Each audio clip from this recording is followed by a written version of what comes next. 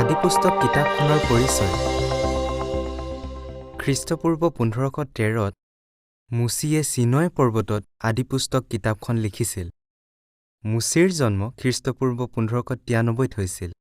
মুছি এজন ভৱিষ্যৎ বক্তা, পৰিচালক, বিচাৰকৰ্তা, ইতিহাসবিদ আৰু মধ্যস্থ আছিল। মুছিয়ে বাইবেলৰ প্ৰথম 5খন কিতাপ লিখিছিল, যাক আদিপঞ্চ বাইবেলো কোৱা হয়। তেওঁ ইয়োব, গীতমালা 90, হয়তো 91ও লিখিছিল। আদিপুস্তকৰ অৰ্থ হৈছে আৰম্ভণি বা জন্ম। এই কিতাপখনত বৰ্ণনা কৰা হৈছে যে বিশ্বৰ আৰম্ভণি কেনেকৈ হৈছিল আৰু লোকসকলে থাকিব পৰাকৈ ঈশ্বৰে পৃথিৱীখনক কেনেকৈ সৃষ্টি কৰিছে। ইয়াত এয়াও উল্লেখ কৰা হৈছে যে ইজৰাইলীসকলৰ আৰম্ভণি কেনেকৈ হৈছিল।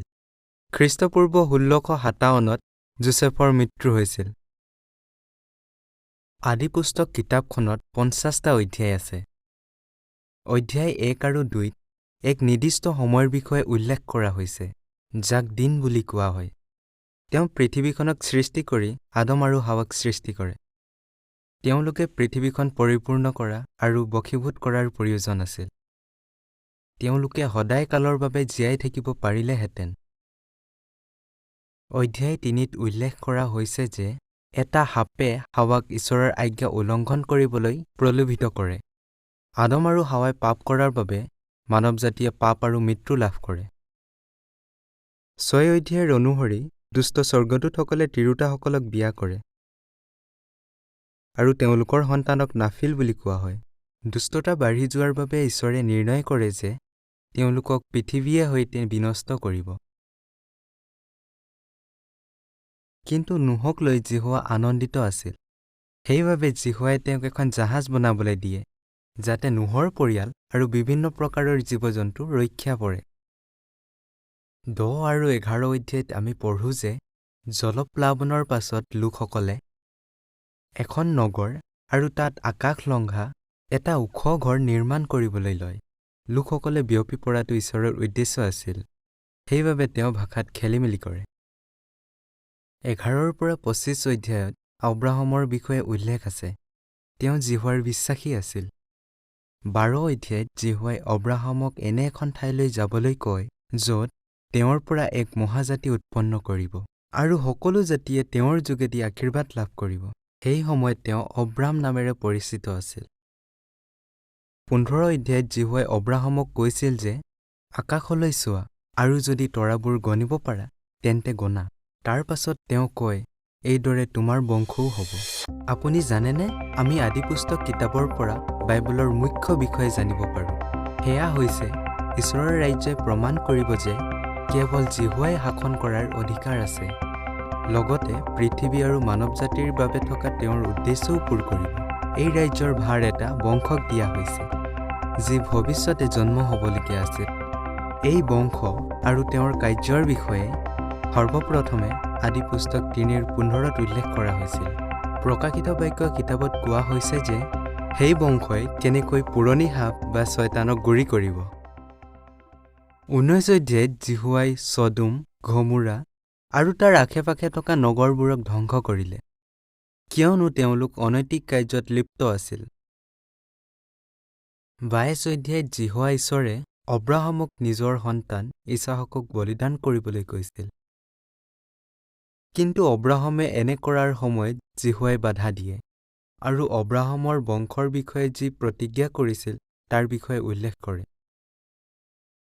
24 পৰা 50 অধ্যায়ত বিশেষকৈ ইছহাক, তেওঁৰ যজাপুত্ৰ জাকোব আৰু এছৌ আৰু জাকোবৰ পুত্ৰ যোছেফৰ বিষয়ে উল্লেখ আছে। ইছহাকে জাকোবক আশীৰ্বাদ দিয়ে। তাৰ পাছত তেওঁ পদ্দম অৰাণ নামৰ ঠাইত গুচি যায়। তাত লেয়া, ৰাহেল আৰু তেওঁলোকৰ দুজনী দাসীৰ পৰা জাকোবৰ বহুতো সন্তান জন্ম হয়। ইয়াৰ ভিতৰত 11জন পুত্ৰ আছিল। তাৰ পাছত জাকোব কনান দেশলৈ গুচি যায়, য'ত ঈশ্বৰে তেওঁক ইজৰাইল নাম দিয়ে, আৰু তাতে জাকোবৰ সৰু পুত্ৰৰ জন্ম হয়। 37 পৰা 41 অধ্যায়ত 17 বছৰ বয়সত যোছেফৰ ভাইসকলে তেওঁক বেচি দিয়ে। তাৰ পাছত তেওঁ পটিফৰৰ দাস হৈ পৰে। পাছলৈ পটিফৰৰ পত্নীয়ে যোছেফক প্ৰলোভিত কৰিবলৈ চেষ্টা কৰে, কিন্তু তাই বিফল হয়। তাই যোচেফক বলৎকাৰ কৰাৰ অভিযোগ দিয়ে আৰু যোচেফক বন্দীশালত ৰখা হয়। যোচেফ 30 বছৰতো বন্দীশালত থাকে। পবিত্ৰ আত্মাৰ সহায়ত যোচেফে ফৰোনৰ সপোনৰ অৰ্থ কয়। বন্দীশালৰ পৰা মুকলি হৈ যোচেফ মিছৰৰ প্ৰধানমন্ত্ৰী হয়। 42 পৰা 47 অধ্যায়ত কোৱা হৈছে যে যোচেফে তেওঁৰ পৰিয়ালক পুনৰ লগ পায় আৰু তেওঁলোকে মিছৰতে বিদেশী হিচাপে থাকিবলৈ লয়। 49 অধ্যায়ত জাকোবে মৃত্যুৰ আগমুহূৰ্তত কৰা ভৱিষ্যৎবাণীৰ বিষয়ে উল্লেখ আছে। তেওঁ কৈছিল যে তেওঁৰ পুত্ৰ জিহুদাৰ পৰিয়ালৰ পৰা চিলো অৰ্থাৎ প্ৰতিজ্ঞা কৰা বংশ আহিব আৰু লোকসকলে সেইজনাৰ আজ্ঞাধীন হ'ব। আদিপুস্তক কিতাপখন পঢ়াৰ সময়ত মন কৰিব যে মানৱ জাতিৰ ওপৰত দুখ কষ্ট কিয় আহে, কুল পিতৃসকলে কিয় ঈশ্বৰৰ অনুগ্ৰহ আৰু আশীৰ্বাদ লাভ কৰিছিল, আৰু জানক যে জিহুৱাই বিশ্বাসী লোকসকলক যি প্ৰতিজ্ঞা কৰিছিল সেয়া ঈশ্বৰৰ ৰাজ্যৰ ৰজা যীশুখ্ৰীষ্টই কেনেকৈ পূৰ কৰিব। যাত্ৰা পুস্তক কিতাপখনৰ পৰিচয়। মুচিয়ে যাত্ৰা পুস্তক কিতাপখন চিনয় অৰণ্যত 1512 খ্ৰীষ্টপূৰ্বত ইজৰাইলীসকলে মিছৰ এৰি যোৱা 1 বছৰ পাছত লিখিছিল। এই কিতাপখনত 145 বছৰ সময়ছোৱাত হোৱা ঘটনাবোৰৰ বিষয়ে উল্লেখ আছে। 1657 খ্ৰীষ্টপূৰ্বত যোচেফৰ মৃত্যুৰ সময়ৰ পৰা 1512 খ্ৰীষ্টপূৰ্বত পবিত্ৰ স্থান নিৰ্মাণ কৰাৰ সময়লৈকে। যাত্ৰা পুস্তকত উল্লেখ আছে যে জিহুৱাই কেনেকৈ ইজৰাইলীসকলক মিছৰৰ বন্দীৰ পৰা মুকলি কৰিলে, কেনেকৈ এক ৰাষ্ট্ৰ হিচাপে সংগঠিত কৰিলে আৰু তেওঁলোকক শিকালে যে কেনেকৈ তেওঁৰ উপাসনা কৰিব লাগে।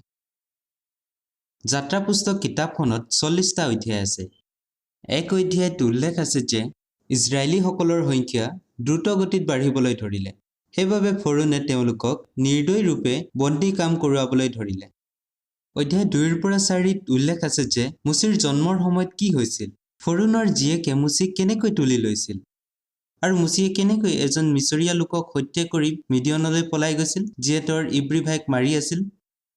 বহু বছৰ পাছত জিহুৱাই মুচিক ইজৰাইলীসকলক মিছৰৰ পৰা উলিয়াই আনিবলৈ কৈছিল। 7ৰ পৰা 10 অধ্যায়ত মুচিয়ে তেওঁৰ ভাই হাৰুনৰ যোগেদি ফৰোনক বাৰে বাৰে কৈছিল যে তেওঁ যেন ইজৰাইলীসকলক যাবলৈ অনুমতি দিয়ে, কিন্তু ফৰোনে এনে কৰিবলৈ অস্বীকাৰ কৰিলে। সেইবাবে জিহুৱাই মিছৰীয়াসকলৰ ওপৰত 10টা মহামাৰী আনিলে। তাৰে 3টা হৈছে নীল নদী তেজলৈ পৰিণত হোৱা, সকলো ঠাই ভেকুলীৰে ভৰি পৰা আৰু মিছৰৰ সকলো লোক লগতে জীৱ-জন্তুৰ গাত খহু ওলোৱা। 12 অধ্যায়ত জিহুৱাই তেওঁলোকক নিষ্ঠাৰ পৰ্বৰ বিষয়ে জনালে। ইয়াৰ পাছত তেওঁ 10ম অৰ্থাৎ শেষৰ মহামাৰী আনিলে, ফলত প্ৰথমে জন্মা সকলোৰে মৃত্যু হ'ল। যেতিয়া ফৰোনে তেওঁৰ জ্যেষ্ঠ সন্তানক মৃত্যু হোৱা দেখিলে তেতিয়া উপায় নাপাই তেওঁ ইজৰাইলীসকলক যাবলৈ অনুমতি দিলে। 13 অধ্যায়ত উল্লেখ আছে যে জিহুৱাই তেওঁৰ লোকসকলক দিনৰ ভাগত মেঘৰ স্তম্ভৰে আৰু ৰাতি অগ্নি স্তম্ভৰে পোহৰ দিছিল। এইদৰে জিহুৱাই তেওঁলোকক বন্দীৰ পৰা মুক্ত কৰালে। 14 আৰু 15 অধ্যায়ত উল্লেখ আছে যে ফৰোনে ইজৰাইলীসকলক পাছে পাছে খেদি আহিছিল, কিন্তু জিহুৱাই ফৰোন লগতে তেওঁৰ সৈন্যবাহিনীকো চুপ সাগৰত ডুবালে। তাৰ পাছত মুচি আৰু ইজৰাইলীসকলে যুদ্ধৰ জয়ৰ আনন্দত জিহুৱালৈ গীত গালে।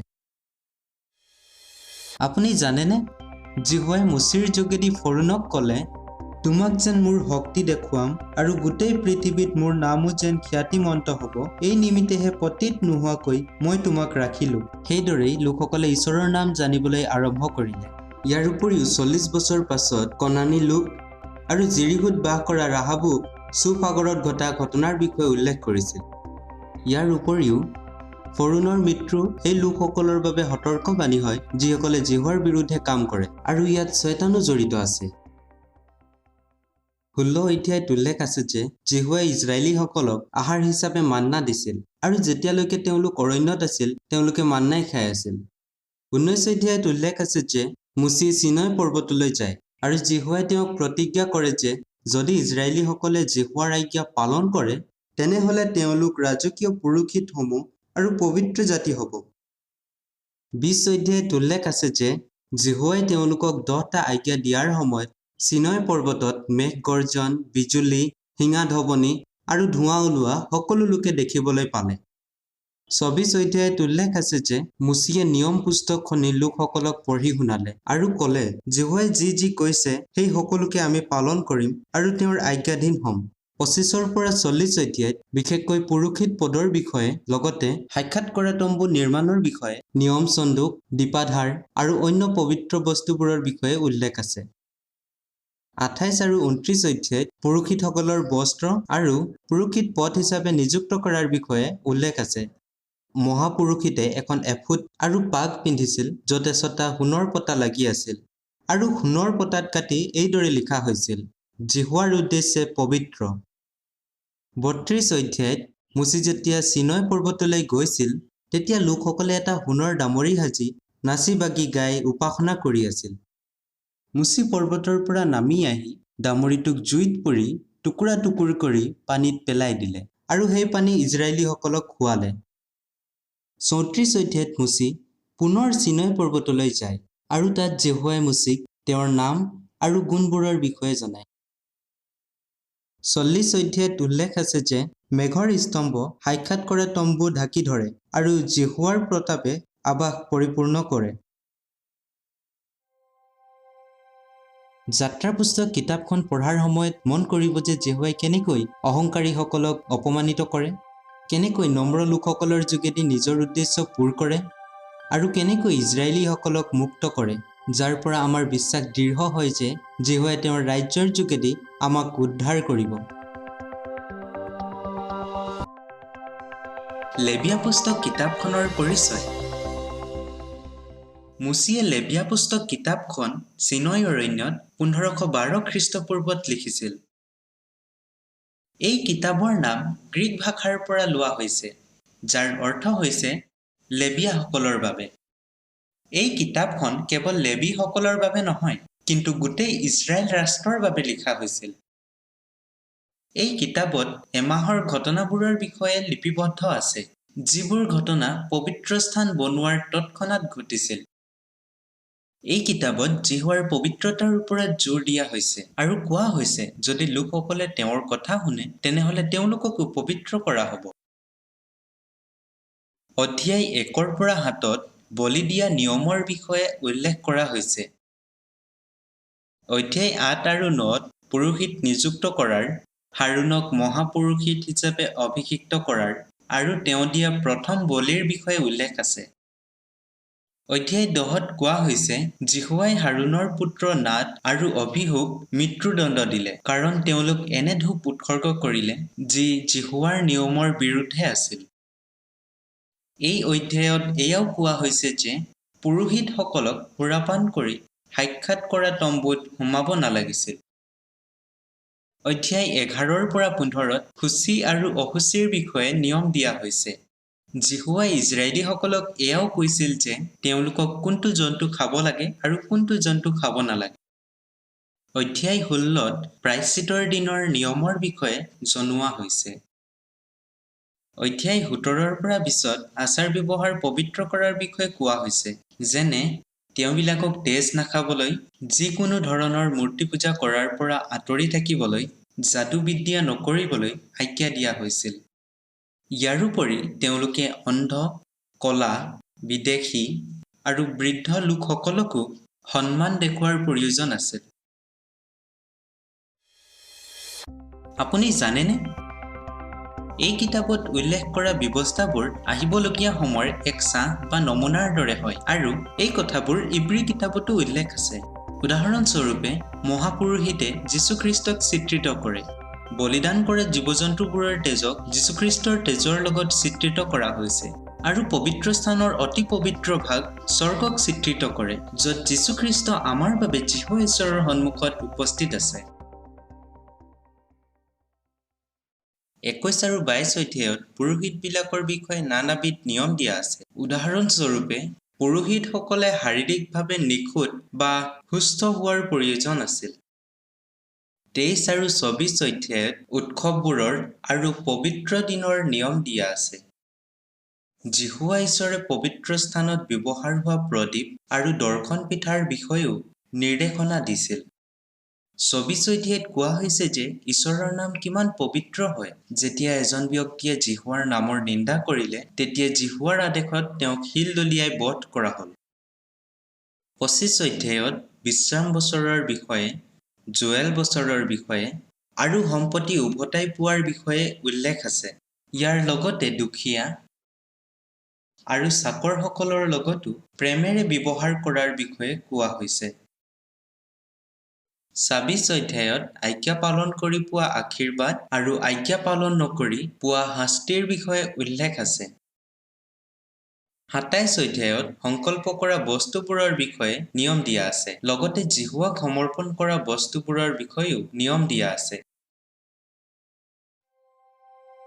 লেবিয়া পুস্তক কিতাপখন পঢ়াৰ সময়ত মন কৰিব যে আমি কেনেকৈ জিহুৱাক অনুকৰণ কৰি পবিত্ৰ হ'ব পাৰোঁ, কেনেকৈ তেওঁৰ পবিত্ৰ নামক আদৰ কৰিব পাৰিম, আৰু আমি কিয় বিশ্বাস কৰিব পাৰোঁ যে ঈশ্বৰৰ ৰাজ্যত মহাপুৰুষী যীশুখ্ৰীষ্টই পৃথিৱীখনক পবিত্ৰ কৰিব, যাৰ যোগেদি জিহুৱাৰ নামৰ পবিত্ৰ হ'ব। গণনা পুস্তক কিতাপখনৰ পৰিচয়। এই কিতাপখন মুচিয়ে লিখিছিল।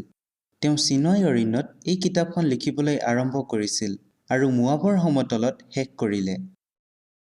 এই কিতাপখনত 38 বছৰ আৰু 9 মাহৰ ঘটনাবোৰৰ বিৱৰণ আছে, অৰ্থাৎ 1512 খ্ৰীষ্টপূৰ্বৰ পৰা 1473 খ্ৰীষ্টপূৰ্বলৈকে। মুচিয়ে ইজৰাইলীসকলক দুবাৰ গণনা কৰিছিল, সেইবাবে এই কিতাপখনৰ নাম গণনা পুস্তক ৰখা হ'ল। প্ৰথমবাৰ চিনয় অৰণ্যত, দ্বিতীয়বাৰ মোৱাবৰ সমতলত।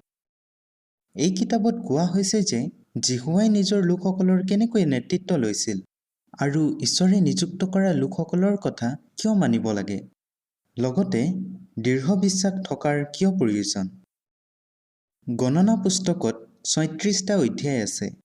অধ্যায় 1ৰ পৰা 4ত কোৱা হৈছে যে লেবীসকলৰ বাহিৰে যিসকল পুৰুষৰ বয়স 20 বছৰতকৈ বেছি, তেওঁলোকে হেনাৰ বাবে নাম লিখোৱাৰ প্ৰয়োজন আছিল। লেবীসকলক পুৰোহিতসকলৰ সহায়ৰ বাবে নিযুক্ত কৰা হৈছিল। অধ্যায় 5ৰ পৰা 9ত বিবাহিত জীৱনত বিশ্বাসী হৈ থাকিবলৈ, অহুচি লোকসকলক পৃথকে ৰাখিবলৈ আৰু নাচৰীয়া হিচাপে সেৱা কৰাৰ বিষয়ে উল্লেখ আছে। অধ্যায় 10ত কোৱা হৈছে যে ইজৰাইলীসকলে নিজৰ নিজৰ ফৈদৰ অনুসৰি চিনয় অৰণ্যৰ পৰা ওলায়। অধ্যায় 11ত কোৱা হৈছে যে জিহুৱাই যেতিয়া ইজৰাইলীসকলক খোৱাৰ বাবে মান্না দিছিল, তেতিয়া তেওঁলোকে বুৰবুৰাইছিল। 5ৰ অধ্যায়ত কোৱা হৈছে যে মিৰিয়ম আৰু হাৰুনে মুচিৰ বিৰুদ্ধে কথা কৈছিল, সেইবাবে মিৰিয়মৰ কুষ্ঠ ৰোগ হৈছিল আৰু তাইক 7 দিন ছাউনিৰ বাহিৰত ৰখা হৈছিল। অধ্যায় 13 আৰু 14ত কোৱা হৈছে যে প্ৰত্যেক ফৈদৰ পৰা এজন অধ্যক্ষ নিযুক্ত কৰা হৈছিল আৰু এই 12জন অধ্যক্ষক কনান দেশলৈ পঠোৱা হৈছিল। 10জন চোৰাংচোৰাই সেই দেশৰ বিষয়ে বেয়াকৈ কৈছিল। সেই কথাবোৰ শুনি ইজৰাইলীসকলে মিছৰ দেশলৈ উভতি যাব বিচাৰিছিল। তেওঁলোকৰ বিশ্বাস দুৰ্বল হোৱাৰ বাবে সেই চামৰ লোক জীয়াই থকালৈকে 40 বছৰ ধৰি তেওঁলোকে অৰণ্যত ঘূৰি ফুৰিবলগীয়া হৈছিল। আপুনি জানেনে, যিহোচুৱা আৰু কালেব এনে দুজন চোৰাংচোৱা আছিল যিসকলৰ জিহুৱাৰ ওপৰত বিশ্বাস আছিল। এই দুজন চোৰাংচোৱাই প্ৰতিজ্ঞা কৰা দেশত প্ৰৱেশ কৰিব পাৰিলেহেঁতেন, আৰু সেইদৰেই হ'ল। কালেবক হিব্ৰোনৰ পথাৰ আৰু তাৰ ওচৰে পাজৰে থকা গাঁও দিয়া হৈছিল, আৰু যিহোচুৱাক এফ্ৰেমৰ পাহাৰৰ ঠাই দিয়া হৈছিল। এই ঠাইতে 110 বছৰ বয়সত তেওঁৰ মৃত্যু হৈছিল। অধ্যায় 15ৰ পৰা 17ত পাপ কৰাৰ বাবে উৎসৰ্গ কৰা বেলেগ বেলেগ বলিদানৰ বিষয়ে কোৱা হৈছে। লগতে কোৰহ, দাথন, অবিৰাম আৰু তেওঁলোকৰ লগত থকা বিদ্ৰোহীসকলৰ বিষয়েও কোৱা হৈছে।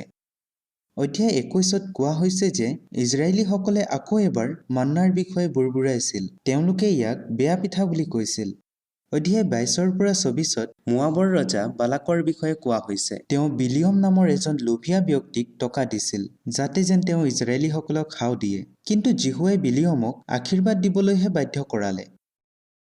অধ্যায় 25ত কোৱা হৈছে যে বহুতো ইজৰাইলীয়ে মোৱাবী তিৰোতাসকলৰ লগত যৌন সম্বন্ধ ৰাখে। আগলৈ গৈ তেওঁলোকে মূৰ্তি পূজা কৰিবলৈ ধৰে। সেইবাবে জিহুৱাই 24,000 ইজৰাইলীসকলক ধ্বংস কৰে। 5ৰ অধ্যায়ত উল্লেখ আছে যে মুচিয়ে দ্বিতীয়বাৰ ইজৰাইলীসকলক গণনা কৰে। অধ্যায় 27ত কোৱা হৈছে যে চলফাদৰ ছোৱালীসকলে মুচিক কৈছিল যে আমাৰ কোনো ভাই নাই যাক পিতৃৰ সম্পত্তি দিয়া হ'ব। যীশুৱাই নিৰ্দেশ দিলে যে এনে সময়ছোৱাত পিতৃৰ সম্পত্তি ছোৱালীসকলক যেন দিয়া হয়।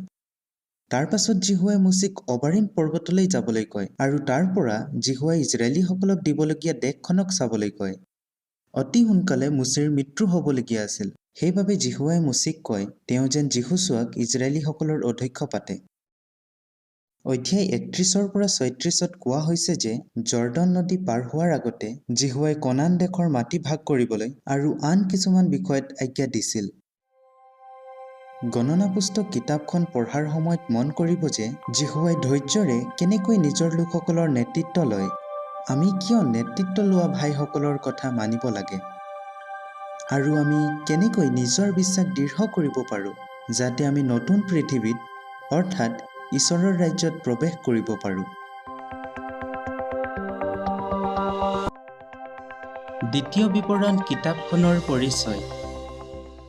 মুচিয়ে দ্বিতীয় বিৱৰণ কিতাপখন মোৱাবৰ সমতলত 1473 খ্ৰীষ্টপূৰ্বত লিখিছিল, অৰ্থাৎ প্ৰতিজ্ঞা কৰা দেশত প্ৰৱেশ কৰাৰ ঠিক আগত।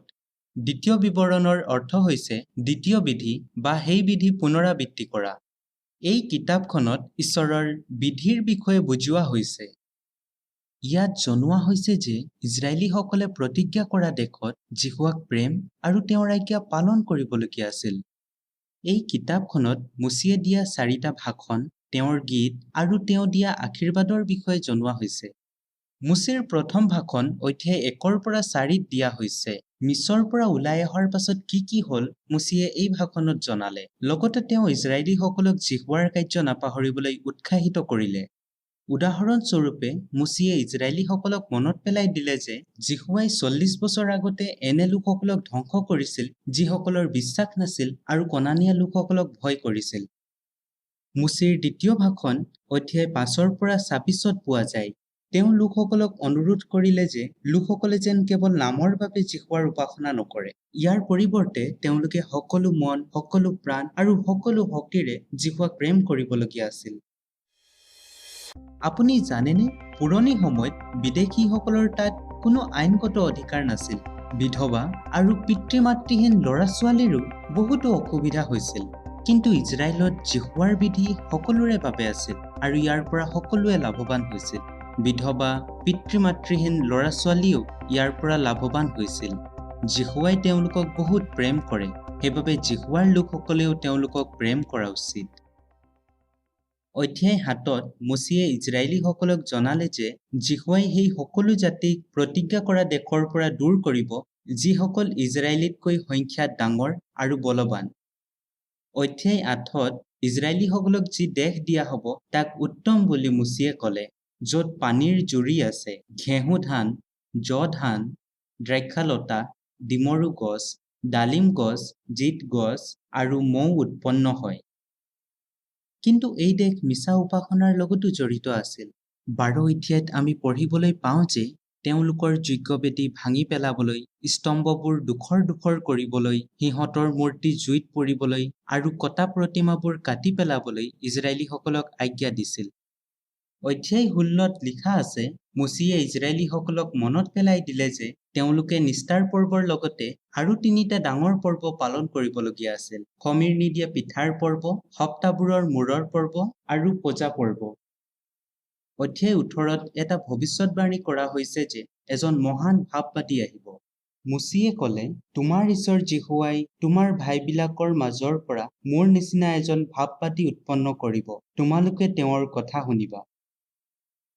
অধ্যায় 27 আৰু 28 তৃতীয় ভাষণৰ বিষয়ে উল্লেখ আছে। ইয়াত আজ্ঞা নমনাৰ বাবে পোৱা হাও আৰু আজ্ঞা মনাৰ বাবে পোৱা আশীৰ্বাদৰ বিষয়ে কোৱা হৈছে। ইজৰাইলীসকলে জৰ্ডন নদী পাৰ হোৱাৰ পাছত আধা ফৈদ এবাল পৰ্বতত থিয় হ'লহেঁতেন, য'ত তেওঁলোকক হাও দিলে হয়, আৰু আধা ফৈদ গৰিজিম পৰ্বতত থিয় হ'লহেঁতেন, য'ত আশীৰ্বাদ দিলে হয়। অধ্যায় 30 আৰু 29 মুচিৰ চতুৰ্থ ভাষণৰ বিষয়ে উল্লেখ আছে। তেওঁ ইজৰাইলীসকলৰ লগত নিয়ম স্থাপন কৰে আৰু কয় যীশুৱাৰ আজ্ঞা পালন কৰি জীৱন আৰু আনন্দ বাছনি কৰা। অধ্যায় 31 লিখা আছে যে যীশুৱাই মুচিৰ পাছত যীশুচোৱাক নেতৃত্ব ল'বলৈ বাছনি কৰে। যীশুচোৱাক সাহস আৰু শক্তিৰে কাম কৰিবলগীয়া আছিল, কাৰণ তেওঁ ইজৰাইলীসকলক প্ৰতিজ্ঞা কৰা দেশত নিবলগীয়া আছিল। অধ্যায় ৩২ত মোচেৰ গানৰ বিষয়ে উল্লেখ আছে। এই গানত প্ৰভাৱশালী ৰূপে কোৱা হৈছে যে যীহোৱা বিশ্বাসযোগ্য আৰু ইজৰাইলীসকল বিশ্বাসঘাতক হয়। অধ্যায় ৩৩ত আমি পঢ়িবলৈ পাওঁ যে মোচীয়ে মৃত্যুৰ আগমুহূৰ্তত ইজৰাইলীসকলক আশীৰ্বাদ কৰিলে। শেষৰ অধ্যায়ত কোৱা হৈছে যে মোচী নবু পৰ্বতলৈ যায়, য'ত যীহোৱাই তেওঁক প্ৰতিজ্ঞা কৰা দেশ দেখুৱায় আৰু কয়, মই ইয়াক তোমাক দেখুৱালো, কিন্তু তুমি পাৰ হৈ তালৈ যাবলৈ নাপাবা। তাৰ পাছত ১২০ বছৰ বয়সত মোচেৰ মৃত্যু হয় আৰু যীহোৱাই তেওঁক মোৱাবৰ সমতলত মৈদাম দিলে। কিন্তু এতিয়ালৈকে কোনেও নাজানে যে মোচেৰ মৈদাম ক'ত আছে। দ্বিতীয় বিৱৰণ কিতাপখন পঢ়াৰ সময়ত মন কৰিব যে যীহোৱাই আজ্ঞা পালন কৰা লোকসকলক কেনেকৈ আশীৰ্বাদ দিয়ে আৰু যোনে তাৰ আজ্ঞা পালন নকৰে তেওঁ তাক আশীৰ্বাদ নিদিয়ে। আৰু মন কৰিব যে ঈশ্বৰৰ বিধিত দিয়া সিদ্ধান্ত যীশুৰ শিক্ষাৰ লগত কেনেকৈ মিল খায়, যি মোচীৰ দৰে ভাৱবাদী হয় আৰু ঈশ্বৰৰ ৰাজ্যৰ ৰজা হয়। যীহুচোৱা কিতাপখনৰ পৰিচয়।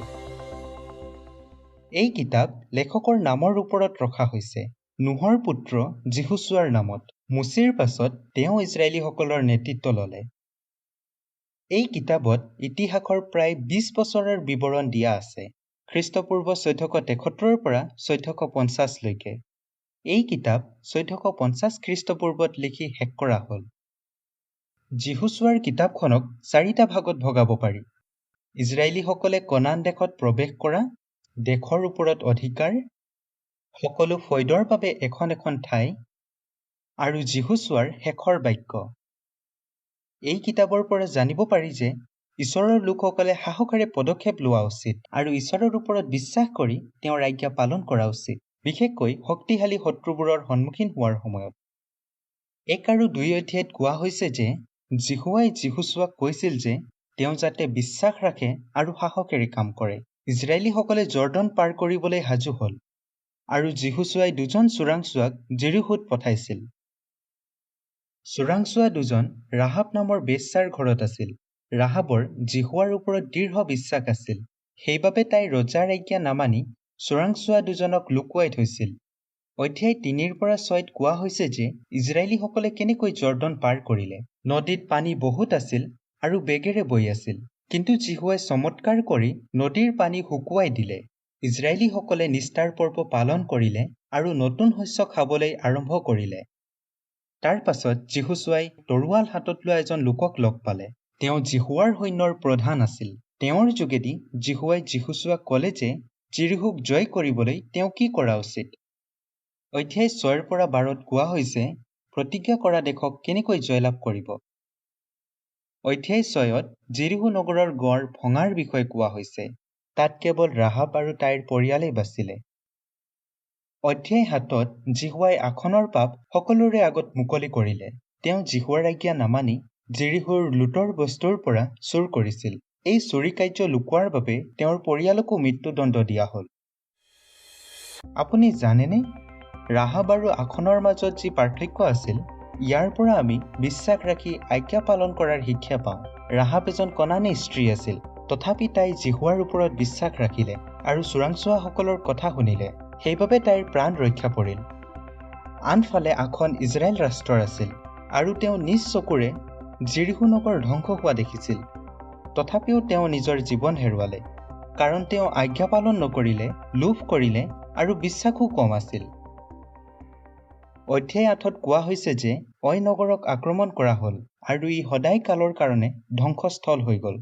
ইয়াৰ পাছত যীহুচোৱাই ইজৰাইলীসকলক যীহোৱাৰ ব্যৱস্থা পঢ়ি শুনালে। ইজৰাইলীসকলৰ এভাগ গৰিজিম পৰ্বতৰ ফালে আছিল আৰু আন ভাগ এবাল পৰ্বতৰ ফালে আছিল। ৯ অধ্যায়ত কোৱা হৈছে গিবিয়নীয়াসকলে ইজৰাইলীসকলৰ লগত নিয়ম স্থিৰ কৰিবলৈ যীহুচোৱাক ঠগিলে, কিন্তু তেওঁ তেওঁলোকক নেমাৰিলে। ১০ৰ পৰা ১২ অধ্যায়ত কোৱা হৈছে যে যীহোৱাই ইজৰাইলীসকলক এটাৰ পাছত এটা যুদ্ধত জয় কৰালে। তেওঁ ইমৰীয়াসকলৰ ওপৰত শিল বৰষুণ বৰষালে আৰু সূৰ্যকো ৰখালে। ইজৰাইলীসকলে শত্ৰুবোৰক পৰাজয় নকৰালৈকে ই অস্ত নগ'ল। অধ্যায় ১৩ৰ পৰা ২২ত কোৱা হৈছে যে প্ৰতিজ্ঞা কৰা দেশক ভগাই দিয়া হ'ল আৰু প্ৰতিটো ফৈদক কোৱা হ'ল যে তেওঁলোকে ক'ত থাকিব। চিলত সাক্ষাৎ কৰা তম্বু স্থাপন কৰা হ'ল। ইজৰাইলীসকলে 6খন আশ্ৰয় নগৰ নিৰূপণ কৰিলে যাতে কোনোৱে অজানিতে কাৰোবাক হত্যা কৰিলে আশ্ৰয় ল'ব পাৰে। অধ্যায় 22ত কোৱা হৈছে যে ৰুবেনিয়া, গাদিয়া আৰু মনছেৰ আধা ফৈদে জৰ্ডনৰ সিপাৰে নিজৰ আধিপত্যৰ দেশলৈ গুচি গ'ল। অধ্যায় 23 আৰু 24ত যিহোচুৱাৰ শেষৰ বাক্য লিখা আছে। যিহোচুৱাই ইজৰাইলীসকলক যিহোৱাক ভয় কৰি আৰু নিৰ্দোষী হৈ সেৱা কৰিবলৈ কৈছিল। যিহোচুৱা আৰু হাৰুনৰ পুত্ৰ ইলিয়াজাৰৰ মৃত্যু হ'ল আৰু ইজৰাইলীসকলে জাকোবৰ পুত্ৰ যোচেফৰ অস্থিবোৰ প্ৰতিজ্ঞা কৰা দেশত মৈদাম দি জাকোবৰ লগত কৰা প্ৰতিজ্ঞা পূৰ কৰিলে। যিহোচুৱা কিতাপখন পঢ়াৰ সময়ত মন কৰিব যে যিহোৱাই বিশ্বাসী আৰু আজ্ঞা পালন কৰা লোকসকলক আশীৰ্বাদ দিয়ে আৰু এয়াও জানক যে তেওঁ নিজৰ লোকসকলক কেনেকৈ বচায় আৰু মন কৰক তেওঁ কেনেকৈ নিজৰ সকলো প্ৰতিজ্ঞা পূৰ কৰে। ইয়াৰ পৰা আমাৰ বিশ্বাস দৃঢ় হ'ব যে ঈশ্বৰৰ ৰাজ্যত আমি নিজৰ আধিপত্য নিশ্চয় পাম। পাচনিৰ কৰ্ম কিতাপখনৰ পৰিচয়। শুভবাৰ্তাৰ লেখক লুকে পাচনিৰ কৰ্ম কিতাপখন লিখিছিল। পাচনিৰ কৰ্ম কিতাপৰ 1 পৰা 12 অধ্যায়লৈকে পিতৰৰ সেৱা কাৰ্যৰ বিষয়ে বৰ্ণনা আছে। 13 পৰা 28 অধ্যায়লৈকে পাচনি পৌলে কৰা কাৰ্য তুলি ধৰা হৈছে। কিছুমান ঠাইত পাচনি পৌলৰ লগত লুকে যাত্ৰা কৰিছিল, সেইবাবে তেওঁ লিখা কিছুমান ঘটনাৰ নিজেই সাক্ষী আছিল। পাচনিৰ কৰ্ম কিতাপখনত খ্ৰীষ্টান মণ্ডলীৰ আৰম্ভণিৰ বিষয়ে আৰু ই কেনেকৈ দিনক দিনে বাঢ়িবলৈ ধৰে তাৰ বিষয়ে বৰ্ণনা আছে। লুকৰ কিতাপৰ সামৰণি হোৱা ঘটনাৰ পৰা পাচনি কৰ্ম কিতাপৰ আৰম্ভণি হয়। পাচনিৰ কৰ্ম কিতাপখনে প্ৰায় 28 বছৰৰ সময়ছোৱাৰ বিৱৰণ তুলি ধৰে। 33 খ্ৰীষ্টাব্দত যীশুৱে স্বৰ্গলৈ যোৱাৰ পৰা প্ৰায় 61 খ্ৰীষ্টাব্দলৈকে। সেই সময়ত পৌল ৰোমত গৃহবন্দী হৈ আছিল আৰু কৈছৰৰ বিচাৰৰ বাবে অপেক্ষা কৰি আছিল। লুক কিতাপখন লিখা কিছু বছৰৰ পাছতেই পাচনি কৰ্ম কিতাপখন লিখা হৈছিল। দুয়োখন কিতাপতে থিয়ফিলৰ বিষয়ে বৰ্ণনা কৰিছিল। আপুনি জানেনে, লুকে তেওঁ শুভবাৰ্তা কিতাপখন লিখাৰ সময়ত থিয়ফিলক মহামহিম বুলি সম্বোধন কৰিছিল। ইয়ে দেখুৱায় যে থিয়ফিল উচ্চ পদত থকা এজন বিষয়া আছিল। কিন্তু পাচনিৰ কৰ্ম লিখাৰ সময়ত তেওঁক এইদৰে সম্বোধন কৰা নাছিল। ইয়াৰ পৰাই জানিব পাৰি যে তেতিয়ালৈকে তেওঁ এজন পৰিপক্ক খ্ৰীষ্টান হৈ পৰিছিল। পাচনিৰ কৰ্ম কিতাপখনত 28টা অধ্যায় আছে। প্ৰথম অধ্যায়ত যীশুৱে তেওঁৰ পাচনিসকলক কৈছিল যে তেওঁলোকে পৃথিৱীৰ সীমালৈকে তেওঁৰ সাক্ষী হ'ব। তাৰ পাছত তেওঁ স্বৰ্গলৈ যায়। দ্বিতীয় অধ্যায়ত বৰ্ণনা কৰা হৈছে যে 10 দিনৰ পাছত অৰ্থাৎ 33 খ্ৰীষ্টাব্দৰ পেণ্টাকোষ্টৰ দিনাখন প্ৰায় 120 জন শিষ্যৰ ওপৰত পবিত্ৰ আত্মা বাকি দিয়া হৈছিল। সেইদিনাখনেই প্ৰায় 3000 লোকে বাপ্তিস্মা লয়। 3 পৰা 9 অধ্যায়ত শিষ্যসকলে উৎসাহেৰে কৰা ঘোষণা কাৰ্য আৰু আচৰিত কৰ্মৰ বিষয়ে বৰ্ণনা কৰা হৈছে। বিৰোধৰ সন্মুখীন হোৱাৰ স্বত্তেও তেওঁলোকে মसीহৰ বিষয়ে সাহসেৰে ঘোষণা কৰি থাকিল। আনকি যীশুৰ ওপৰত বিশ্বাস কৰাৰ বাবে ষ্টিফানক বধ কৰা হৈছিল। যেতিয়া ষ্টিফানক বধ কৰা হৈছিল তেতিয়া তাত চৌলে উপস্থিত থাকি সমৰ্থন কৰিছিল। কিন্তু কিছু সময় পাছত যেতিয়া চৌল দমেস্কলৈ গৈছিল তেতিয়া যীশুৱে তেওঁক দৰ্শন দিছিল। ইয়াৰ পাছত চৌল এজন খ্ৰীষ্টান হৈ পৰিল আৰু পাছলৈ পাচনি পৌল বুলি জনাজাত হ'ল। 10 আৰু 11 অধ্যায়ত বৰ্ণনা কৰা হৈছে যে শিষ্যসকলে কিছু সময় কোনো বিৰোধ নোহোৱাকৈ ঘোষণা কৰে। জিহুৱাই পিতৰৰ যোগেদি ইহুদী নোহোৱা লোকসকলকো শুভবাৰ্তা শুনিবলৈ সুযোগ দিয়ে। বৃদ্ধি হোৱাৰ এই সময়ছোৱাত খ্ৰীষ্টৰ শিষ্যসকলক প্ৰথমবাৰৰ বাবে খ্ৰীষ্টান বুলি কোৱা হয়। অধ্যায় 12ত বৰ্ণনা কৰা হৈছে যে খ্ৰীষ্টানসকলৰ ওপৰত পুনৰ তাৰণা আৰম্ভ হয়। হেৰোদে জাকোবক বধ কৰোৱায় আৰু পিতৰক বন্দীশালত দিয়ে। পাছলৈ স্বৰ্গদূতে তেওঁক মোকলায়। 13 পৰা 21 অধ্যায়ত পৌলৰ 3টা মিছনাৰী যাত্ৰাৰ বিষয়ে বৰ্ণনা কৰা হৈছে আৰু এই যাত্ৰা তেওঁ 47 পৰা 56 খ্ৰীষ্টাব্দলৈকে কৰিছিল। পৌলে কুপ্ৰলৈ যাত্ৰা কৰিছিল আৰু এছিয়া মাইনৰ তেওঁৰ প্ৰথম মিছনাৰী যাত্ৰা আছিল। দ্বিতীয় মিছনাৰী যাত্ৰা তেওঁ পুনৰ এছিয়া হৈ মাকিদনিয়া আৰু গ্ৰীচলৈ যায়। পৌলৰ তৃতীয় মিছনেৰী যাত্ৰা প্ৰায় 4 বছৰৰ আছিল আৰু জেৰুচালেমত অন্ত পৰিছিল। পৌলে ঈশ্বৰৰ প্ৰেৰণাৰে 6খন চিঠি লিখে আৰু ইয়াত তেওঁৰ দ্বিতীয় আৰু তৃতীয় যাত্ৰাৰ বিষয়ে বৰ্ণনা কৰে। পাচনিৰ কৰ্ম কিতাপখনত দিয়া তথ্যৰ পৰা জানিব পাৰি যে পৌলে প্ৰায় 16,000 কিলোমিটাৰ যাত্ৰা কৰিছিল। 21 অধ্যায়ত বৰ্ণনা কৰা হৈছে যে পৌলক মিছা অভিযোগ দি জেৰুচালেমত বন্দী কৰা হৈছিল। 22 পৰা 26 অধ্যায়ত পৌলে নিজৰ কথা স্পষ্ট কৰে। তেওঁ নিজৰ কথা জিহুদাৰ ৰাজ্যপাল ফিলিক্স, তেওঁৰ পাছৰ ৰাজ্যপাল ফিষ্টে আৰু ৰজা হেৰোদ অগ্ৰিপা দ্বিতীয়ক স্পষ্ট কৰে।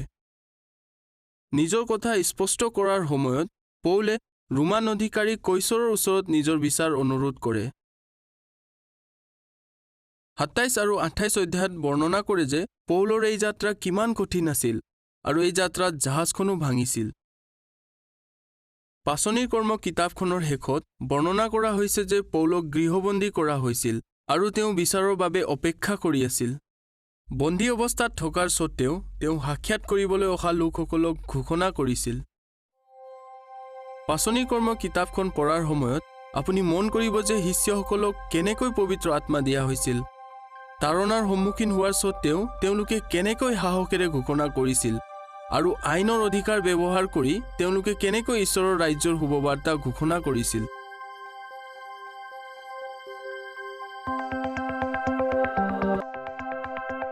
ৰোমিয়া কিতাপখনৰ পৰিচয়। গ্ৰীক শাস্ত্ৰ পদত 21খন চিঠিৰ তালিকাত ৰোমিয়া কিতাপখন হৈছে প্ৰথম। পাচনি পৌলে লিখা 14খন চিঠিৰ ভিতৰত ৰোমিয়াখন হৈছে এখন। হয়তো 52 খ্ৰীষ্টাব্দত পৌলে তৃতীয় মিছনেৰী যাত্ৰা আৰম্ভ কৰিছিল। প্ৰায় 56 খ্ৰীষ্টাব্দত কৰিন্থত থাকোঁতে পৌলে ৰোমৰ খ্ৰীষ্টানসকলক লিখিছিল। তেওঁ তেতিয়ালৈকে ৰোমলৈ যাত্ৰা কৰা নাছিল। ৰোমিয়া কিতাপখনত 16টা অধ্যায় আছে। প্ৰথম অধ্যায়ত পৌলে ৰোমত থকা খ্ৰীষ্টানসকলক সাক্ষাৎ কৰি এজনে আনজনক উৎসাহিত কৰিবলৈ ইচ্ছা প্ৰকাশ কৰিছিল। তেওঁ বৰ্ণনা কৰে যে জগতৰ লোকসকলে কৰা অসৎ কাৰ্যবোৰ ক্ষমাৰ যোগ্য নহয়, কিয়নো ঈশ্বৰৰ সৃষ্টি তেওঁলোকৰ অগোচৰ নহয়। আপুনি জানেনে, পৌলে তৰ্তীয়ক তেওঁ ছেক্ৰেটাৰী হিচাপে চিঠিখন লিখিবলৈ ব্যৱহাৰ কৰিছিল। ফৈবী নামৰ বিশ্বাসী ভনীগৰাকীয়ে হয়তো এই চিঠিখন ৰোমলৈ নিছিল অথবা লৈ যোৱাজনৰ লগ দিছিল। দ্বিতীয় অধ্যায়ত পৌলে ঈশ্বৰে পক্ষপাত নকৰাৰ বিষয়ে বৰ্ণনা কৰিছে। যিহুদী অথবা পৰজাতি সকলোকে একেই মানদণ্ডৰে বিচাৰ কৰা হ'ব। 3 আৰু 4 অধ্যায়ত পৌলে বৰ্ণনা কৰিছে যে জিহুৱাই যিহুদী আৰু গ্ৰীকসকলক নিজৰ বিশ্বাসৰ বাবে ধাৰ্মিক বুলি গণিত কৰিছে। ইয়াৰ বাবে তেওঁ আব্ৰাহামৰ উদাহৰণ ব্যৱহাৰ কৰে। মুচিক নিয়ম দিয়াৰ আগতে আৰু যীশুৱে নিজৰ জীৱন বলিদান আগবঢ়োৱাৰ আগতে আব্ৰাহাম জীৱিত আছিল। আব্ৰাহামৰ বিশ্বাসৰ বাবে ঈশ্বৰে তেওঁক ধাৰ্মিক বুলি গণিত কৰিলে। 5 আৰু 6 অধ্যায়ত পৌলে বৰ্ণনা কৰিছে যে আদমে পাপ কৰাৰ ফলত পাপ আৰু মৃত্যু মানৱ জাতিলৈ আহে। কেৱল যীশু আৰু তেওঁৰ বলিদানৰ ওপৰত বিশ্বাস কৰাৰ যোগেদি উদ্ধাৰ হোৱাটো সম্ভৱ। অধ্যায় 7 আৰু 8ত পৌলে বৰ্ণনা কৰে যে কেনেকৈ মুচিৰ নিয়মে পাপৰ বিষয়ে তুলি ধৰে আৰু খ্ৰীষ্টানসকলে কিয় সেই নিয়মৰ অধীন নহয়। অধ্যায় 9 আৰু 10ত পৌলে বৰ্ণনা কৰে যে যিকোনো লোকে যদি বিশ্বাস কৰে তেনেহলে তেওঁলোক ঈশ্বৰৰ আধ্যাত্মিক সন্তান হ'ব। অধ্যায় 11ত পৌলে জলফাই বা অলিভ গছৰ উদাহৰণ ব্যৱহাৰ কৰে। যীশুক অস্বীকাৰ কৰা যিহুদীসকলক সেই গছৰ ভাঙি যোৱা ডালৰ লগত তুলনা কৰিছে। বনৰীয়া জলফাই গছৰ ডালবোৰ পৰজাতি খ্ৰীষ্টানসকলক চিত্ৰিত কৰে আৰু তেওঁলোকক জোৰা দিয়া হয়। সেই গছজোপাৰ অংশ হৈ থাকিবলৈ সকলোৱে নম্ৰ হোৱা আৰু যীশুৰ ওপৰত বিশ্বাস কৰা উচিত। অধ্যায় 12 আৰু 13ত পৌলে খ্ৰীষ্টানসকলক শান্তি বজাই ৰাখিবলৈ, এজনে আনজনক প্ৰেম কৰিবলৈ আৰু অধিকাৰীসকলক সন্মান কৰিবলৈ উৎসাহিত কৰিছে। অধ্যায় 14 আৰু 15 খ্ৰীষ্টানসকলে এজনে আনজনক দুখ দিয়াৰ পৰিৱৰ্তে বিশ্বাসত দুৰ্বল ভাইসকলক সহায় কৰিবলৈ পৰামৰ্শ দিছে। অধ্যায় 16 পৌলে উৎসাহজনক বাক্যৰে সমাপ্তি কৰে আৰু 26 জন ব্যক্তিৰ নাম উল্লেখ কৰি ব্যক্তিগতভাৱে তেওঁলোকক শুভেচ্ছা জনায়। ৰোমিয়া কিতাপখন পঢ়াৰ সময়ত লক্ষ্য কৰিব যে ঈশ্বৰে কেনেকৈ লোকসকলৰ লগত ব্যৱহাৰ কৰোঁতে পক্ষপাত নকৰে, খ্ৰীষ্টানসকলে কেনেকৈ শান্তি বজাই ৰখা উচিত আৰু কেনেকৈ একমাত্ৰ ঈশ্বৰৰ ৰাজ্যৰ ৰজা যীশুখ্ৰীষ্টৰ ওপৰত বিশ্বাস কৰি পাপ আৰু মৃত্যুৰ পৰা উদ্ধাৰ পাব পাৰি।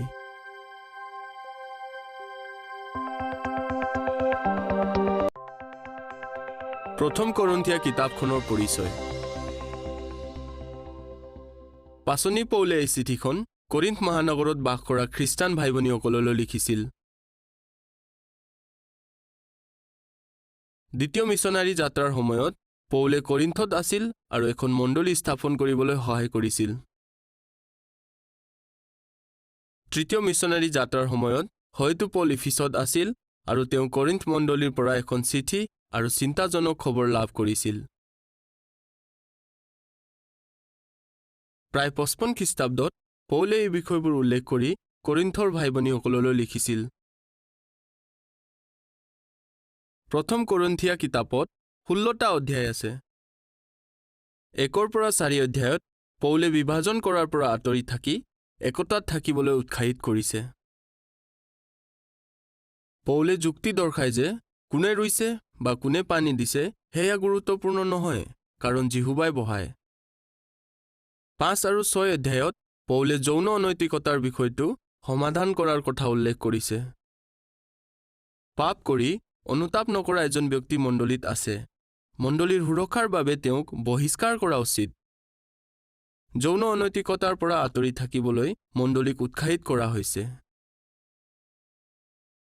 7 অধ্যায়ত অবিবাহিত আৰু বিবাহিত লোকৰ বাবে সন্তুলিত পৰামৰ্শ আগবঢ়াইছে।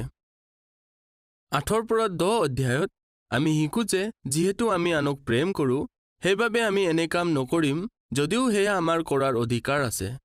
লোকসকলে শুভবাৰ্তা গ্ৰহণ নকৰা বা তেওঁলোকে উজুতি খোৱাৰ কাৰণ আমি হোৱা উচিত নহয়। আপুনি জানেনে, কৰিন্থৰ ওচৰত 2 বছৰৰ মূৰত ইষ্টিমিয়ান খেল খেলোৱা হৈছিল। কৰিন্থৰ ভাইসকলে এই খেলৰ বিষয়ে পৰিচিত আছিল। সেইবাবে পৌলে দৌৰৰ উদাহৰণ ব্যৱহাৰ কৰি কৰিন্থ মণ্ডলীৰ ভাই ভনীসকলক বিশ্বাসী হৈ থাকিবলৈ আৰু সহন কৰিবলৈ শিক্ষা দিছিল। 11 অধ্যায়ত পৌলে প্ৰভুৰ সন্ধ্যা ভোজৰ বিষয়ে গুৰুত্বপূৰ্ণ নিৰ্দেশনা দিছিল। 12 অধ্যায়ত পৌলে মণ্ডলীক শৰীৰৰ অংগৰ লগত তুলনা কৰি বৰ্ণনা কৰিছে যে প্ৰতিজন সদস্য গুৰুত্বপূৰ্ণ হয়। আমি এজনে আনজনক সহযোগ কৰিলে জিহুৱা ঈশ্বৰ আনন্দিত হয়। 13 অধ্যায়ত বৰ্ণনা কৰে যে প্ৰেম থাকিলে কি কাৰ্য কৰিব আৰু কি নকৰিব। 14 অধ্যায়ত মণ্ডলীৰ সভাবোৰ শৃংখলাবদ্ধ আৰু শান্তিৰে হোৱাৰ বিষয়ে বৰ্ণনা কৰা হৈছে। 15 অধ্যায়ত পুনৰুত্থান হোৱাৰ আশাৰ বিষয়ে প্ৰমাণ পাওঁ।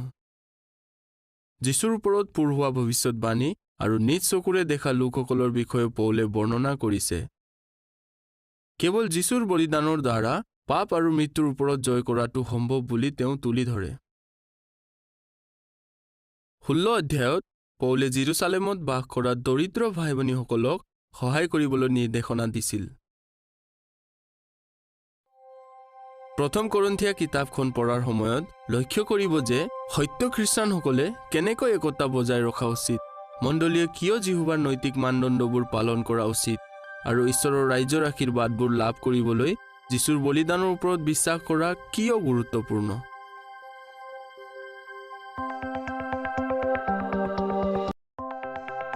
দ্বিতীয় কৰিন্থীয়া কিতাপখনৰ পৰিচয়।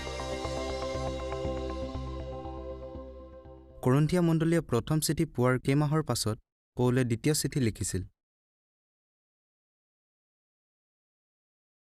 যিহুদীয়াৰ ভাই ভনীসকলৰ বাবে দান সংগ্ৰহ কৰিবলৈ তীতক কৰিন্থিয়ালৈ পঠাইছিল। হয়তো তেওঁক এয়াও চাবলগীয়া আছিল যে প্ৰথম চিঠি পোৱাৰ পাছত তেওঁলোকে কি কৰে। তীতে কৰিন্থিয়াৰ পৰা আহি পৌলক লগ কৰে আৰু ভাল খবৰ দিয়ে। সেইবাবে পৌল আনন্দিত হয় আৰু পুনৰ দ্বিতীয় চিঠি লিখে।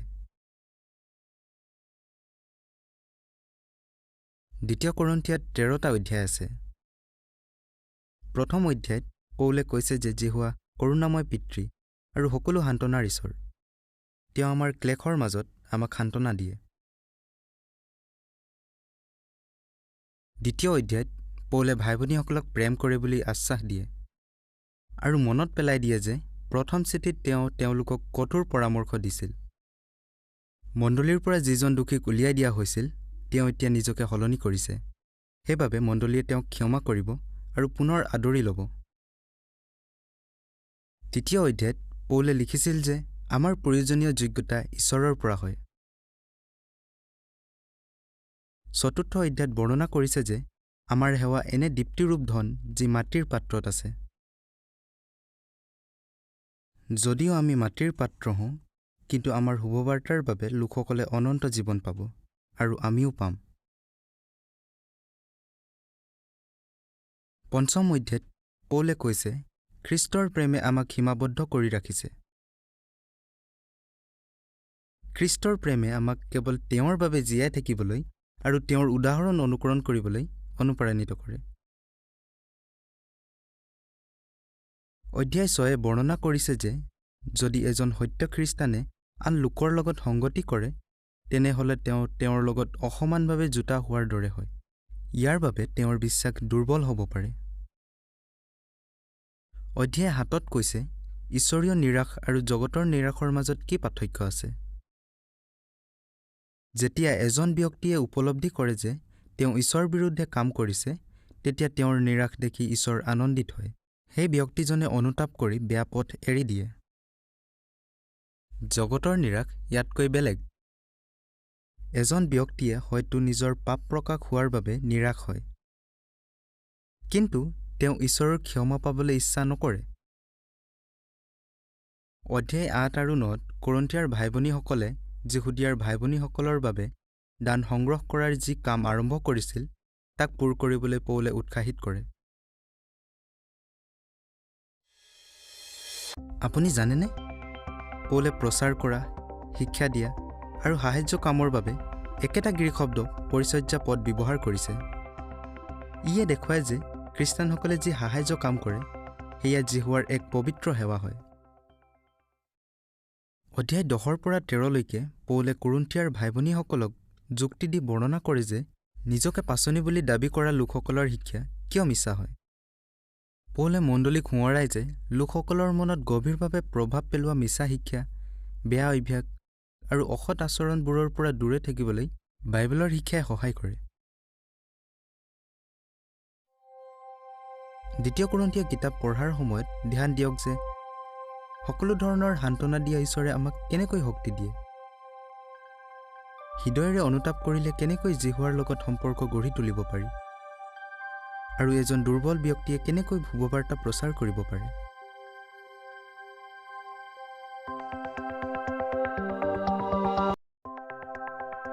গালাতিয়া কিতাপখনৰ পৰিচয়।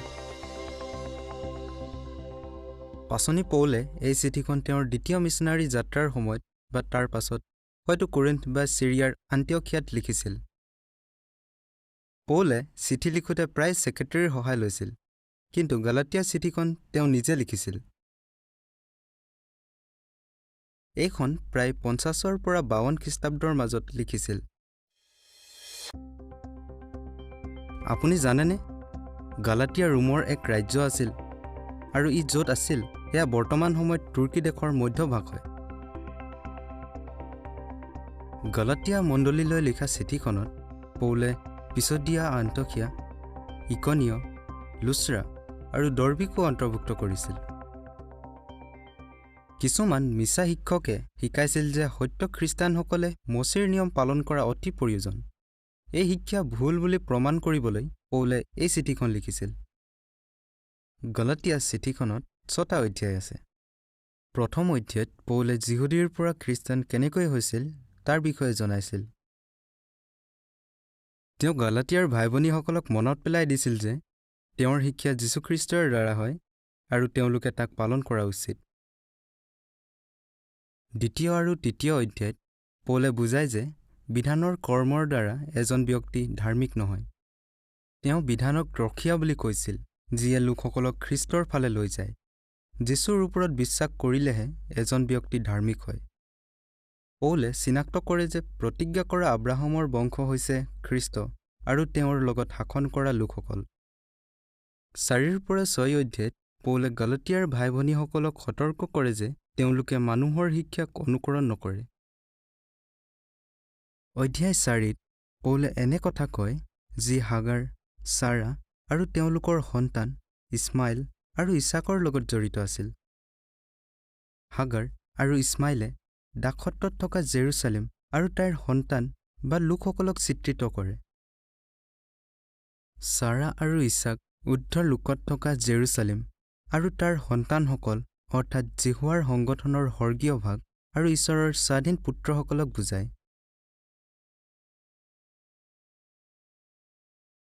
পৌলে সাৱধান কৰে যে আমাৰ যি স্বাধীনতা আছে তাক আমি বেয়া কামত ব্যৱহাৰ কৰা উচিত নহয়। তেওঁ মাংসিক কাৰ্য আৰু পবিত্ৰ আত্মাৰ ফলৰ মাজৰ পাৰ্থক্যৰ বিষয়ে উল্লেখ কৰিছে আৰু বুজায় যে মানুহে যিহকে বয় তাকেহে দাব। গালাতিয়া চিঠিখন পঢ়াৰ সময়ত লক্ষ্য কৰক যে বিশ্বাসৰ দ্বাৰা কেনেকৈ খ্ৰীষ্টানসকল ধাৰ্মিক বুলি গণ্য কৰা হয়। পবিত্ৰ আত্মাৰ ফল বিকশিত কৰা লোকসকলে কেনেকৈ উপকৃত হয় আৰু পৌলে কেনেকৈ চিনাক্ত কৰে যে প্ৰতিজ্ঞা কৰা আব্ৰাহামৰ বংশ খ্ৰীষ্ট আৰু তেওঁৰ লগত শাসন কৰা লোকসকল হয়।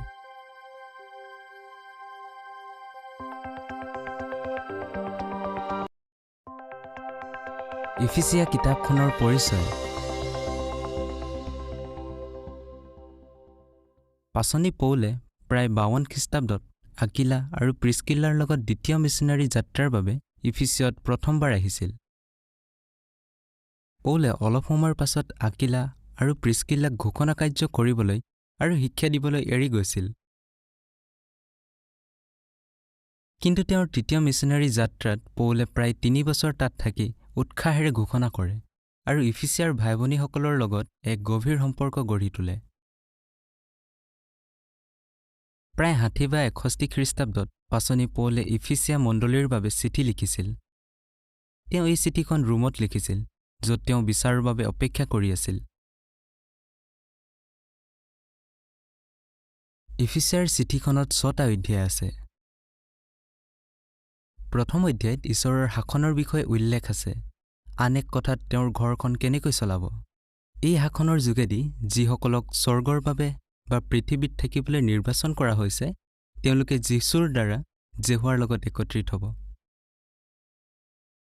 দ্বিতীয় অধ্যায়ত পৌলে মচিৰ নিয়মক এটা দেৱালৰ লগত তুলনা কৰিছে, যিয়ে যিহুদী আৰু পৰজাতিসকলক ভাগ কৰিছিল। যীশুৰ বলিদানে নিয়ম চুক্তিক শেষ কৰিলে আৰু এই দুটা সমূহৰ মাজত থকা প্ৰভেদৰ দেৱাল ভাঙি পেলালে। তৃতীয় অধ্যায়ত পৌলে খ্ৰীষ্টৰ সম্বন্ধীয় নিগুৰ তত্ত্বৰ বিষয়ে উল্লেখ কৰিছে আৰু বুজায় যে স্বৰ্গত যীশুৰ লগত শাসন কৰিবলৈ নিৰ্বাচন কৰা লোকসকলৰ মাজত পৰজাতি লোকসকলক জড়িত কৰাটো ঈশ্বৰৰ ইচ্ছা।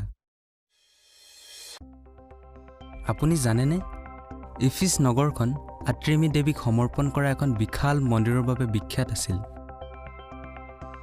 পাচনি কৰ্মৰ 19 অধ্যায়ত উল্লেখ কৰা অনুসৰি ইফিছত ৰূপৰ এক আকৰ্ষণীয় ব্যৱসায় আছিল, য'ত লোকসকলে আৰ্টেমি ৰূপৰ দল বিক্ৰী কৰিছিল।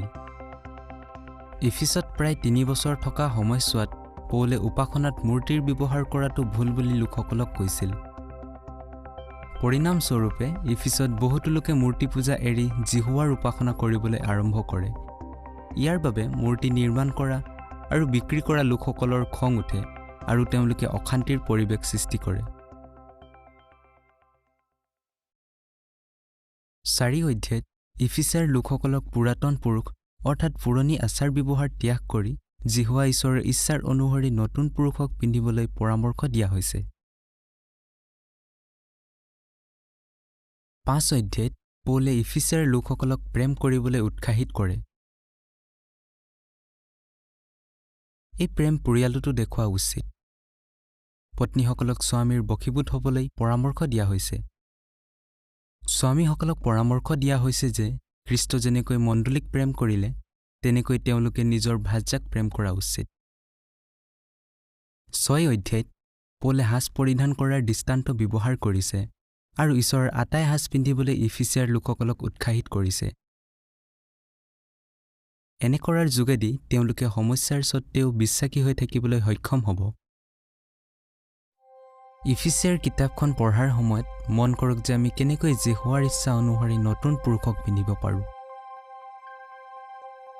আমি কেনেকৈ আটাই সাজ পৰিধান কৰিব পাৰোঁ আৰু যিহোৱাই কেনেকৈ যিহুদী আৰু পৰজাতিসকলক যীশুৰ লগত শাসন কৰিবলৈ একত্ৰিত কৰিছে। ফিলিপিয়া কিতাপখনৰ পৰিচয়। এই চিঠিখন পাচনি পৌলে ৰোমত থাকোঁতে লিখিছিল, য'ত তেওঁ গৃহবন্দী হৈ আছিল। এই চিঠিখন তেওঁ প্ৰায় 60 বা 61 খ্ৰীষ্টাব্দত লিখিছিল। তেওঁৰ দ্বিতীয় মিছনেৰী যাত্ৰাৰ সময়ত ট্ৰুৱাত থাকোঁতে পৌলে এটা দৰ্শন দেখিছিল। এজন মাকিদুনীয়া মানুহে ক'লে, মাকিদুনীয়া দেশলৈ পাৰ হৈ আহি আমাক উপকাৰ কৰা। প্ৰায় 50 খ্ৰীষ্টাব্দত পৌল আৰু তেওঁৰ বন্ধুসকলে ফিলিপি নগৰৰ মাকিদুনীয়াত শুভবাৰ্তা প্ৰচাৰ কৰিলে। পৌলে কোনো বাধা নোহোৱাকৈ তাত মণ্ডলী স্থাপন কৰিলে। পৌল আৰু চিলক বেতেৰে কোবাই বন্দীশালত সুমুৱাই থয় আৰু তেওঁলোকৰ ভৰি কুন্দাত বন্ধ কৰিছিল। দ্বিতীয় মিছনেৰী যাত্ৰাৰ সময়ত পৌলে পুনৰ ফিলিপিলৈ আহিছিল। এই চিঠিখনে ফিলিপিৰ ভাই ভনীসকল আৰু তেওঁৰ মাজত থকা গভীৰ প্ৰেম প্ৰকাশ কৰিছে। ফিলিপিয়া কিতাপখনত 4টা অধ্যায় আছে। প্ৰথম অধ্যায়ত পৌলে লিখিছিল যে তেওঁ ৰোমত বন্দীশালত থকাৰ বাবে শুভবাৰ্তাৰ বৃদ্ধি হৈছে। তাৰণাৰ সন্মুখীন হোৱাৰ স্বত্তেও পৌলে সাহস দেখুওৱাৰ বাবে ভাই ভনীসকলে নিৰ্ভয়ে ঈশ্বৰৰ বাক্য ঘোষণা কৰিছিল। দ্বিতীয় অধ্যায়ত পৌলে ফিলিপিৰ ভাই ভনীসকলক খ্ৰীষ্টক অনুকৰণ কৰিবলৈ উৎসাহিত কৰিছিল। ফিলিপিৰ লোকসকলক জগতত দীপ্তিস্বৰূপে প্ৰকাশ পোৱাৰ বাবে প্ৰশংসা কৰা হৈছিল।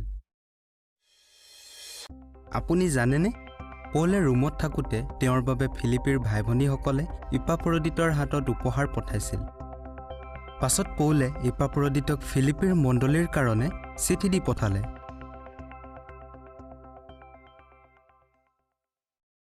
তৃতীয় অধ্যায়ত মাংসত ভাৰকা কৰা লোকসকলক পৌলে সাৱধান কৰিছে, কিয়নো তেওঁলোকে যিহুদী বুলি গৰ্ব কৰিছিল। পৌলে ফৰিচী হিচাপে লাভ কৰা সুবিধাবোৰ অস্বীকাৰ কৰিছিল, কিন্তু খ্ৰীষ্টক জনা আৰু তেওঁৰ লগত একলগ হোৱাৰ যি সুযোগ পাইছে তাক তেওঁ মহত্ব দিয়ে। 4 অধ্যায়ত পৌলে ফিলিপিৰ ভাই ভনীসকলক একোলৈ চিন্তা নকৰিবলৈ উৎসাহিত কৰে, কিন্তু প্ৰাৰ্থনা, নিবেদন আৰু ধন্যবাদৰ যোগেদি তেওঁলোকে ঈশ্বৰৰ শান্তি লাভ কৰিব পাৰে। মণ্ডলীয়ে পৌলৰ প্ৰয়োজনীয়তাৰ ক্ষেত্ৰত যি সহায় কৰিলে তাৰ বাবে তেওঁ ধন্যবাদ দিছে। ফিলিপিয়া চিঠিখন পঢ়াৰ সময়ত লক্ষ্য কৰিব যে সমস্যাৰ স্বত্তেও আমি কেনেকৈ বিশ্বাসী হৈ থাকি আনক থিৰে থাকিবলৈ উৎসাহিত কৰিব পাৰোঁ। কেনেকৈ ঈশ্বৰৰ বাক্য আৰু পবিত্ৰ আত্মাই খ্ৰীষ্টৰ দৃষ্টিভংগী অনুকৰণ কৰিবলৈ সহায় কৰিব আৰু কেনেকৈ ঈশ্বৰক হৃদয়েৰে প্ৰাৰ্থনা কৰি তেওঁৰ ৰাজ্যৰ বাবে অপেক্ষা কৰা লোকসকলে প্ৰকৃত শান্তি লাভ কৰিব পাৰে।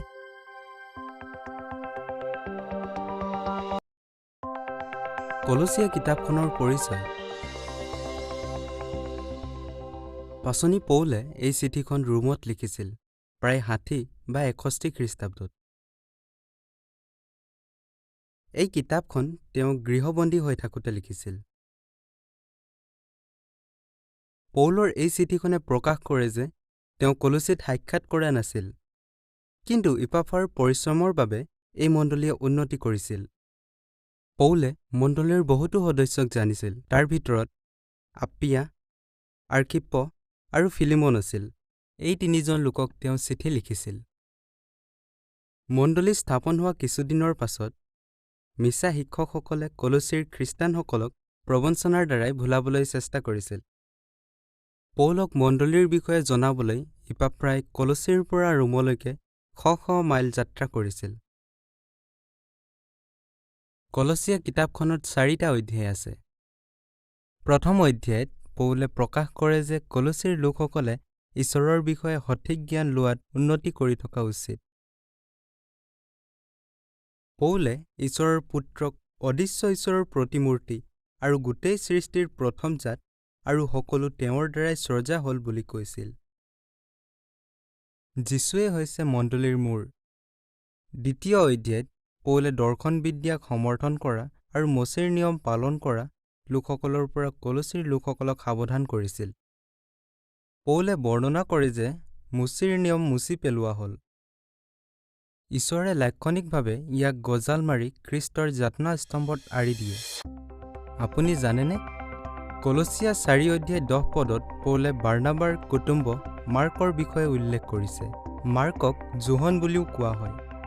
তেওঁ অলপ সময়ৰ বাবে পৌল আৰু বাৰ্নাবাক প্ৰথম মিছনেৰী যাত্ৰাত সহযোগ কৰিছিল, কিন্তু মাৰ্কে তেওঁলোকক এৰি জেৰুচালেমলৈ উভতি আহে, যাৰ বাবে পৌলে নিৰাশ হৈ পৰে।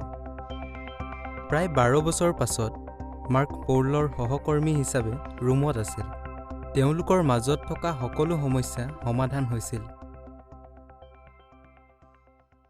তৃতীয় অধ্যায়ত পৌলে মণ্ডলীক এইদৰে উৎসাহিত কৰিছিল, ঈশ্বৰৰ সোঁহাতে যি ঠাইত খ্ৰীষ্ট বহি আছে, ওপৰত থকা সেই ঠাইৰ কথা বিচাৰিবা। পাছনি পৌলে কলচীৰ লোকসকলক পুৰাতন পুৰুষক সলকাই নতুন পুৰুষক পিন্ধিবলৈ আৰু পৰস্পৰে ক্ষমা কৰিবলৈ নিবেদন কৰিছে। 4 অধ্যায়ত পৌলে কলচীয়াসকলক ধন্যবাদযুক্ত প্ৰাৰ্থনাত লাগি থাকিবলৈ কৈছিল। তেওঁ আৰু লিখিছিল, কাক কেনেকৈ উত্তৰ দিব লাগে তাক যেন তোমালোকে জানিব পাৰা, এই নিমিত্তে তোমালোকৰ আলাপ সদায় অনুগ্ৰহযুক্ত আৰু লোণৰ আশ্বাদযুক্ত হওক। কলচীয়া কিতাপখন পঢ়াৰ সময়ত লক্ষ্য কৰক যে আমি কেনেকৈ ঈশ্বৰৰ সঠিক জ্ঞান লোৱাত উন্নতি কৰি থাকিব পাৰোঁ, কেনেকৈ খ্ৰীষ্টৰ ব্যক্তিত্ব বিকশিত কৰিব পাৰোঁ, আৰু কেনেকৈ ঈশ্বৰৰ ৰাজ্যৰ শুভবাৰ্তা ঘোষণা কৰোঁতে আমাৰ কথা বতৰা সদায় অনুগ্ৰহযুক্ত হোৱা উচিত।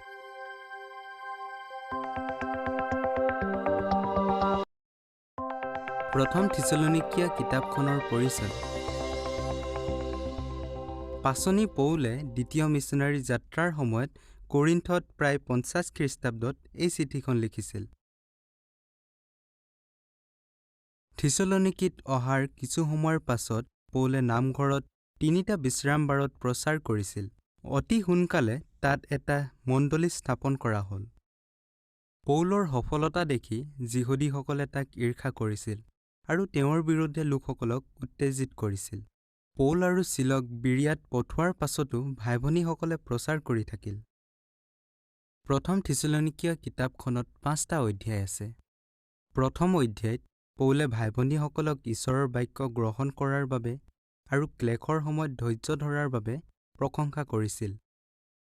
তেওঁ ভাই-ভনীসকলক জনায় যে তেওঁলোকৰ উদাহৰণৰ বিষয়ে মাকিদুনিয়া আৰু আখায়া মণ্ডলীয়ে জানিব পাৰিছিল। দ্বিতীয় অধ্যায়ত পৌলে থিছলনিকীয়াসকলৰ প্ৰতি থকা প্ৰেমৰ বিষয়ে আৰু তেওঁলোকৰ ওপৰত বোজা নহ'বলৈ তেওঁ কিমান পৰিশ্ৰম কৰিছিল তাৰ বিষয়ে মনত পেলাই দিয়ে। আপুনি জানেনে, পাছনি পৌলে তম্বু বনোৱাৰ ব্যৱসায় কৰিছিল। তেওঁ থিছলনিকীত নিজৰ খৰচ পাতি বহন কৰিবলৈ এই কাৰ্য কৰিছিল। তৃতীয় অধ্যায়ত পৌলে লিখিছিল যে তেওঁ তেওঁলোকৰ বিশ্বাস দৃঢ় কৰিবলৈ তিমথিক থিছলনিকীলৈ পঠাইছিল।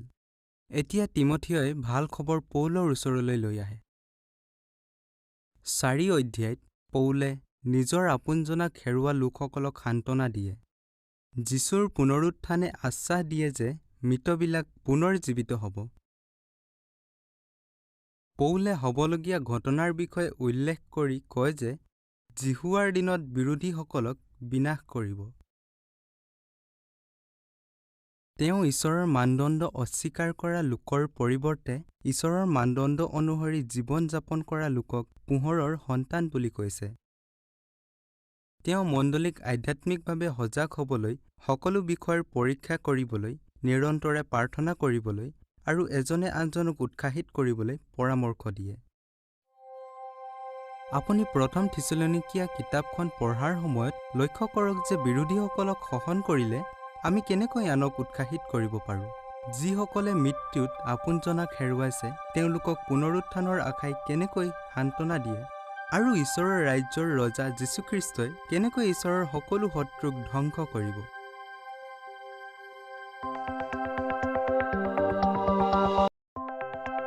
দ্বিতীয় থিছালনিকীয়া কিতাপখনৰ পৰিচয়।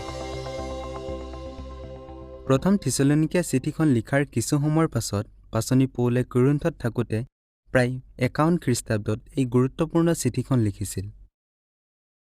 প্ৰথম চিঠিখনত পৌলে ভাই ভনীসকলক শান্তিৰে জীৱন যাপন কৰিবলৈ, নিজৰ কাৰ্যত মনোযোগ দিবলৈ আৰু নিজৰ প্ৰয়োজনীয়তা পূৰ কৰিবলৈ পৰিশ্ৰম কৰিবলৈ উৎসাহিত কৰিছিল।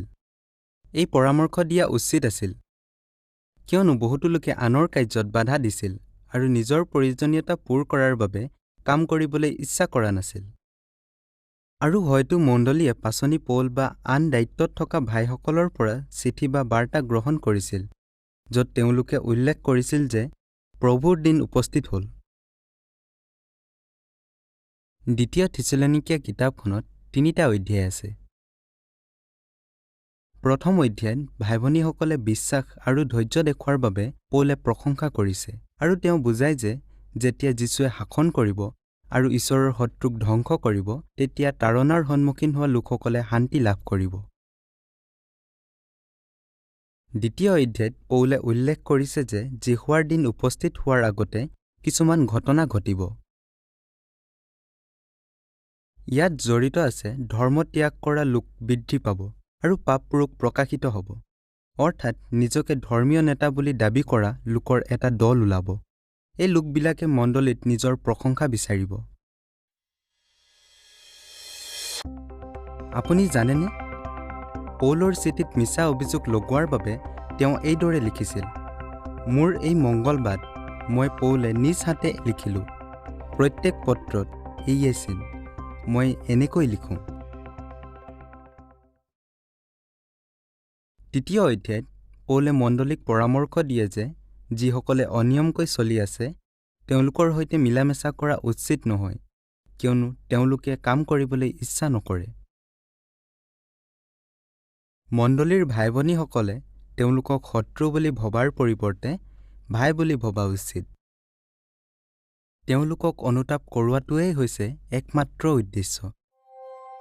দ্বিতীয় থিছালনিকীয়া কিতাপখন পঢ়াৰ সময়ত লক্ষ্য কৰক যে শয়তানে যীশুৰ শুদ্ধ শিক্ষাক ভ্ৰষ্ট কৰিবলৈ দুষ্ট লোকসকলক কেনেকৈ ব্যৱহাৰ কৰিব পাৰে।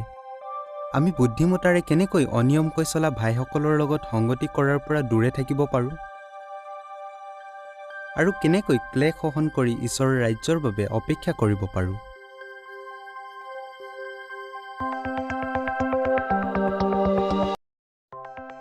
প্ৰথম তিমোথী কিতাপখনৰ পৰিচয়। পাচনি পৌলে প্ৰথম তিমোথী কিতাপখন মাকিদুনিয়াত প্ৰায় 61 পৰা 66 খ্ৰীষ্টাব্দত লিখিছিল। পৌলে উল্লেখ কৰিছে যে সেই সময়ত তিমোথেয় ইফিছত আছিল। পৌলে প্ৰথম তিমোথী কিতাপখন সংগঠনৰ বিষয়ে মণ্ডলীক বুজাবলৈ আৰু মিছা শিক্ষা আৰু টকা পইচাৰ লোভৰ পৰা সাৱধান কৰিবলৈ লিখিছিল। প্ৰথম তিমোথী কিতাপখনত 6টা অধ্যায় আছে। প্ৰথম অধ্যায়ত পৌলে তিমোথেয়ক ইফিছত থাকিবলৈ উৎসাহিত কৰিছিল, যাতে তেওঁ খ্ৰীষ্টৰ শিক্ষাৰ পৰা আঁতৰি যোৱা লোকসকলক সহায় কৰিব পাৰে। খ্ৰীষ্টৰ মহান দয়াৰ বাবে পৌলে কৃতজ্ঞতা দেখুৱাইছিল। যদিও পৌলে খ্ৰীষ্টান মণ্ডলীক তাৰণা দিছিল, তথাপি যীশুৱে তেওঁক পৰিচৰ্যা কাৰ্যৰ দায়িত্ব দিয়াৰ যোগেদি তেওঁক বিশ্বাসী বুলি বিবেচনা কৰিছিল। দ্বিতীয় অধ্যায়ত পৌলে আন লোকসকল যেনে চৰকাৰী অধিকাৰীসকলৰ বাবেও প্ৰাৰ্থনা কৰাৰ প্ৰয়োজন আছে বুলি উল্লেখ কৰে, যাতে ঈশ্বৰৰ লোকসকলে শান্তিৰে জীৱন যাপন আৰু পৰিচৰ্যা কাৰ্য কৰিব পাৰে। তেওঁ বুজায় যে ঈশ্বৰৰ ইচ্ছা হৈছে সকলো মানুহে যেন পৰিত্ৰাণ আৰু সত্যৰ জ্ঞান পায়। তৃতীয় অধ্যায়ত পৌলে অধ্যক্ষ বা পৰিচাৰক হিচাপে সেৱা কৰিব বিচৰা ভাইসকলৰ আধ্যাত্মিক যোগ্যতাৰ বিষয়ে উল্লেখ কৰিছে। আপুনি জানেনে, যি গ্ৰীক ক্ৰিয়াপদৰ অনুবাদ আকাংক্ষা কৰা তাৰ অৰ্থ হৈছে কিবা জানিবলৈ ইচ্ছা কৰা। সেইবাবে পৌলে বৰ্ণনা কৰে যে যিসকল ভাই বা ভনীয়ে মণ্ডলীত সেৱা কৰিব বিচাৰে তেওঁলোকে পৰিশ্ৰম কৰা উচিত। 4 অধ্যায়ত পৌলে উল্লেখ কৰিছে যে কিছুমান লোকে বিশ্বাসৰ পৰা আঁতৰি যাব আৰু আন লোকসকলকো ভুল পথলৈ পৰিচালিত কৰিব। এই অধৰ্মীসকলে মিছা কথা ক'ব আৰু বিয়া পাতিবলৈ নিষেধ কৰিব। তেওঁ থিমথিওক কথা বতৰা, আচাৰ ব্যৱহাৰ আৰু প্ৰেমত ভাল উদাহৰণ ৰাখিবলৈ উৎসাহিত কৰিছিল আৰু লগতে পঢ়া আৰু শিক্ষা দিয়াত তেওঁক মনোযোগ দিবলৈ কৈছিল। 5 অধ্যায়ত পৌলে থিমথিওক পৰামৰ্শ দিয়ে যে তেওঁ বৃদ্ধ লোকসকলক পিতৃ হিচাপে, ডেকাসকলক ভাই হিচাপে আৰু বৃদ্ধাসকলক মাতৃ হিচাপে আৰু যুৱতীসকলক ভনী হিচাপে ব্যৱহাৰ কৰা উচিত। তেওঁ থিমথিওক কয় যে যদি প্ৰয়োজন হয় মণ্ডলীয়ে বৃদ্ধ বিধৱাসকল যিসকলে উত্তম উদাহৰণ ৰাখিছে তেওঁলোকক আৰ্থিকভাৱে সহায় কৰা উচিত। 6 অধ্যায়ত পৌলে উল্লেখ কৰিছে যে খ্ৰীষ্টৰ শিক্ষাৰ বিপৰীতে শিক্ষা দিয়া লোকক অহংকাৰ ৰূপ ধোঁৱাত ধোঁৱাকুৱা লাগে। পৌলে উল্লেখ কৰিছে যে যিবিলাকে ধনৱন্ত হ'বলৈ ইচ্ছা কৰে তেওঁবিলাক পৰীক্ষা আৰু ফান্দত আৰু হানিজনক অভিলাষত পৰে। ধনলোভৰ বাবে তেওঁলোকৰ আধ্যাত্মিক ক্ষতি হ'ব আৰু যাতনাৰ সন্মুখীন হ'ব। লোভ কৰাৰ পৰিৱৰ্তে খ্ৰীষ্টৰ অনুগামীসকল উদাৰ মনৰ হোৱা উচিত। তেওঁলোক ঈশ্বৰৰ ওপৰত ভৰসা কৰা উচিত যাতে তেওঁলোকে প্ৰকৃত জীৱন লাভ কৰিব পাৰে। প্ৰথম তিমোথী কিতাপখন পঢ়াৰ সময়ত লক্ষ্য কৰিব যে কেনেকৈ যীশুৱাই বিচাৰে যে সকলো মানুহে পৰিত্ৰাণ আৰু সত্য জ্ঞান লাভ কৰিব পাৰে, কেনেকৈ খ্ৰীষ্টানসকলে ধন লোভৰ পৰা আঁতৰি থাকিব পাৰে আৰু কেনেকৈ ঈশ্বৰৰ ৰাজ্যই দিয়া প্ৰকৃত জীৱন আমি লাভ কৰিব পাৰোঁ।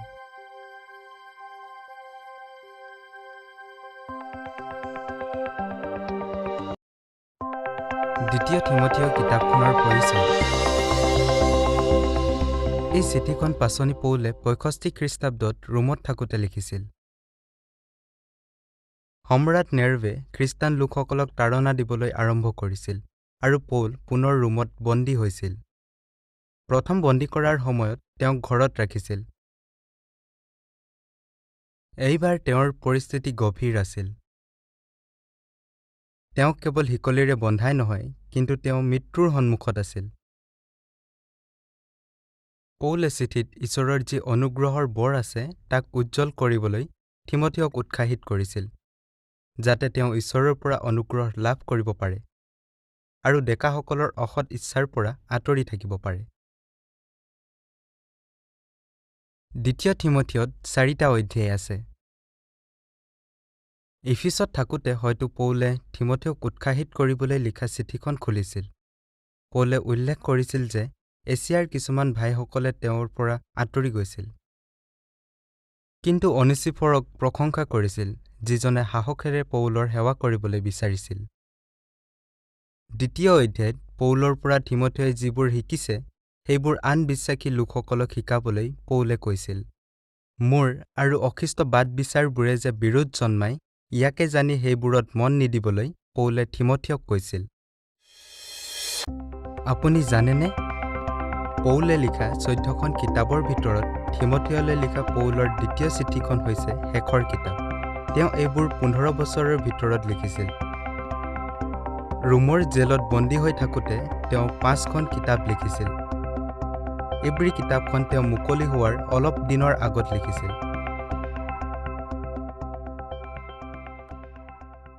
তৃতীয় অধ্যায়ত পৌলে ভৱিষ্যবাণী কৰিছিল যে শয়তানৰ জগতৰ শেষকালৰ সময়ছোৱাত কেনেধৰণৰ লোক থাকিব।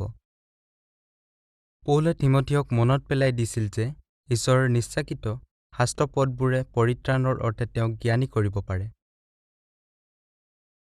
পৌলে এয়াও কৈছিল যে খ্ৰীষ্ট যীশুত ভক্তিভাৱে জীৱন ধাৰণ কৰিবলৈ ইচ্ছা কৰা সকলোবিলাকে তাড়না পাব। চতুৰ্থ অধ্যায়ত পৌলে থিমথিয়ক কৈছিল যে তেওঁ অতি সোনকালে ঈশ্বৰৰ বাক্য ঘোষণা কৰা উচিত, কিয়নো এনে এক সময় আহিছে যেতিয়া লোকসকলে সত্য এৰি দিব, তেওঁলোকৰ কাণ মিছা কাহিনীৰে পূৰ হ'ব। পৌলে উনুকিয়াই দিয়ে যে তেওঁৰ মৃত্যু হ'ব, সেইবাবে থিমথিয় আৰু মাৰ্কক সোনকালে তেওঁৰ ওচৰত আহিবলৈ কৈছিল।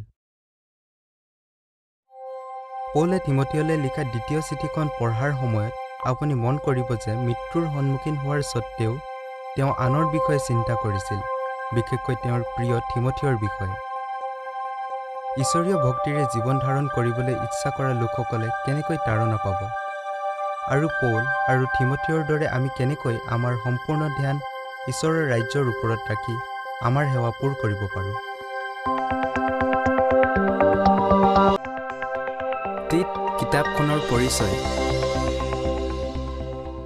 পাচনি পৌলে 61 পৰা 66 খ্ৰীষ্টাব্দৰ ভিতৰত তীতৰলৈ এই চিঠিখন লিখিছিল। হয়তো পৌলে প্ৰথমবাৰ ৰোমত বন্দী হোৱাৰ কিছু সময়ৰ পাছত এই চিঠিখন মাকিদনিয়াত লিখিছিল। এইটো সঁচা যে পৌলে বন্দীৰ পৰা মুক্ত হোৱাৰ পাছত ত্ৰিতি নামৰ ঠাইত তীতৰ লগত তেওঁ সেৱা কৰিছিল। পৌলে যোৱাৰ পাছত তীতৰে তাতেই থাকিল। তীতে ত্ৰিতিত কঠিন দায়িত্ব পাইছিল। তাত থকা বেছিভাগ লোক সদাচাৰ, এলেহুৱা আৰু খকুৰা আছিল। এই বেয়া কাৰ্যবোৰ কিছুমান মণ্ডলীতো প্ৰভাৱ পৰিছিল। সেইবাবে পৌলে চিঠিত ত্ৰিতি মণ্ডলীৰ সমস্যাবোৰ সমাধান কৰিবলৈ আৰু প্ৰাচীন হিচাপে সেৱা কৰিবলৈ যোগ্য ভাইক নিযুক্ত কৰিবলৈ তীতক কৈছিল। তীত চিঠিখনত 3টা অধ্যায় আছে। প্ৰথম অধ্যায়ত পাচনীসকলৰ আধ্যাত্মিক যোগ্যতাৰ বিষয়ে বৰ্ণনা কৰিছে। নিজৰ ভাইসকলক ভুল পথলৈ পৰিচালিত কৰিবলৈ চেষ্টা কৰা লোকসকলক ধমকি দিবলৈ পৌলে তীতক কৈছিল। ভাগুনা লোকৰ লগত বিদ্ৰোহী লোক, অনৰ্থক বাক্য কওঁতা, অবাধ্য লোক আৰু সুন্নত কৰিবলৈ জোৰ দিয়া লোকসকলো জড়িত আছে। দ্বিতীয় অধ্যায়ত পৌলে বহুতো ভাল গুণৰ বিষয়ে উল্লেখ কৰিছে, যিবোৰ গুণ খ্ৰীষ্টান ভাই-ভনী আৰু লগতে দাসসকলেও দেখুওৱা উচিত। পৌলে তীতক সম্পূৰ্ণ ক্ষমতাৰে কথা পাতিবলৈ আৰু কাৰ্য কৰিবলৈ উৎসাহিত কৰিছিল। তেওঁ কৈছিল, তোমাক সেৱজ্ঞান কৰিবলৈ কাকো নিদিবা। আপুনি জানেনে? এজন খ্ৰীষ্টান অধ্যক্ষ হিচাপে তীতক গুৰুত্বপূৰ্ণ আৰু কঠিন দায়িত্ব দিয়া হৈছিল। তেওঁ এজন সাহসী, দৃঢ়, মৰমীয়াল আৰু এজন ভাল সংগঠক আছিল। তীতে ত্ৰিতিত ভাল কাম কৰিব বুলি পৌলৰ বিশ্বাস আছিল। তৃতীয় অধ্যায়ত পৌলে তীতক ত্ৰিতিৰ খ্ৰীষ্টানসকলক জগতৰ অধিকাৰীৰ অধীনত থাকিবলৈ, যুক্তিসংগত হ'বলৈ, বিবাদ নকৰিবলৈ আৰু সকলোৰে লগত কোমলতাৰে ব্যৱহাৰ কৰাৰ বিষয়ে মনত পেলাই দিবলৈ কৈছিল। অৱশেষত পৌলে তীতক পৰামৰ্শ দিছিল যে তীতে মোৰ বাদ বিচাৰ, মোচীৰ বিধানৰ বিষয়ে বাকযুদ্ধৰ পৰা পৃথকে থাকিবলৈ আৰু কোনো সম্প্ৰদায়ক সমৰ্থন নকৰিবলৈ কৈছিল। তীতৰ চিঠিখন পঢ়াৰ সময়ত আপুনি মন কৰিব যে কেনেকৈ খ্ৰীষ্টান অধ্যক্ষসকলে সাহসেৰে মণ্ডলীৰ সমস্যাবোৰ সমাধান কৰা উচিত। ঈশ্বৰৰ পবিত্ৰ আত্মাই কেনেকৈ বিভিন্ন পৃষ্ঠভূমিৰ লোকসকলক আকৰ্ষিত কৰে আৰু খ্ৰীষ্টীয় গুণবোৰ বিকশিত কৰিবলৈ সহায় কৰে। ঈশ্বৰৰ ৰাজ্যৰ অধীনত থকাৰ যোগেদি তেওঁলোকে কেনেকৈ শয়তানৰ জগতৰ বেয়া কাৰ্যবোৰৰ পৰা দূৰে থাকিব পাৰে।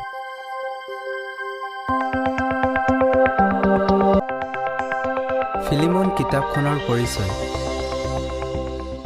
পৌলে এই চিঠিখন বিশেষকৈ তেওঁৰ বন্ধু আৰু ভাই ফিলিমনলৈ লিখিছিল, যি এছিয়া মাইনৰৰ কলচী নগৰত বাস কৰিছিল। প্ৰায় 60 বা 61 খ্ৰীষ্টাব্দত ৰোমত লিখিছিল। ফিলিমনৰ পলাই যোৱা দাহ অনিচিমৰ বিষয়ে ধ্যান ৰাখি লিখিছিল। অনিচিমে ৰোমত কেনেবাকৈ পৌলক লগ পায় আৰু তেওঁ অতি সোনকালে খ্ৰীষ্টান হয়। ফিলিমন চিঠিখনত কেৱল 25টা পদ আছে। পৌল আৰু মণ্ডলীৰ ভাই-ভনীসকল, য'ত আপিয়া আৰু আৰ্কিপ্পও আছিল, সকলোৱে ফিলিমনক সম্ভাষণ জনালে। পৌলে ফিলিমনক কৈছিল যে অনিচিম কোনো কামৰ ব্যক্তি নাছিল, কিন্তু এতিয়া এজন ভাল আধ্যাত্মিক ভাই হয়। সেইবাবে কিছু সময়লৈকে ৰোমত থাকিবলৈ পৌলে অনিচিমক কৈছিল। কিন্তু পৌলে এনে একো কৰা নাছিল যি তেওঁৰ অধিকাৰত নাছিল, আৰু অনিচিমক তেওঁৰ গৰাকীৰ অনুমতি নোলোৱাকৈ থকাটো বিচৰা নাছিল। সেইবাবে পৌলে অনিচিমক ফিলিমনৰ ওচৰলৈ পঠায়, যি প্ৰায় 1400 কিলোমিটাৰ দূৰত থাকিছিল। এজন পলাই যোৱা দাস হিচাপে নহয়, কিন্তু এজন মৰমৰ ভাই হিচাপে অনিচিমক গ্ৰহণ কৰিবলৈ পৌলে ফিলিমনক কয়। পৌলৰ লগত থকা বন্ধুত্ব আৰু খ্ৰীষ্টানসকলৰ মাজত থকা প্ৰেমৰ দৰে ফিলিমনৰ প্ৰেম থকা উচিত। আনকি পৌলে সম্পূৰ্ণ চিঠিখন নিজ হাতেৰে লিখিছিল, যি তেওঁ সচৰাচৰ কৰা নাছিল। আপুনি জানেনে? ফিলিমন চিঠিখনেই হৈছে পৌলৰ এনে এক চিঠি য'ত তেওঁ এজন ব্যক্তিগত বিষয়ৰ বাবে এজন ব্যক্তিগত লোকক লিখিছে। এই চিঠিখনত পৌলে অনিচিমৰ বিষয়ে ফিলিমনক নতুন দৃষ্টিৰে চাবলৈ কৈছিল। সেয়া হৈছে এজন দাস, এতিয়া এজন ভাই। পৌলে সম্পূৰ্ণ ভৰসা কৰে যে ফিলিমনক যিমান কোৱা হৈছে তাতকৈ বেছি কৰিব। ফিলিমন চিঠিখন পঢ়াৰ সময়ত মন কৰিব যে কেনেকৈ আমি আমাৰ ভাই ভনীসকলৰ প্ৰতি ভৰসা দেখুৱাব পাৰোঁ।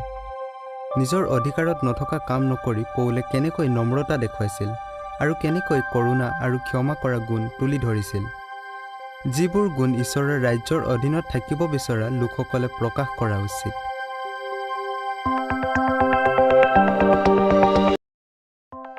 ইব্ৰী কিতাপখনৰ পৰিচয়।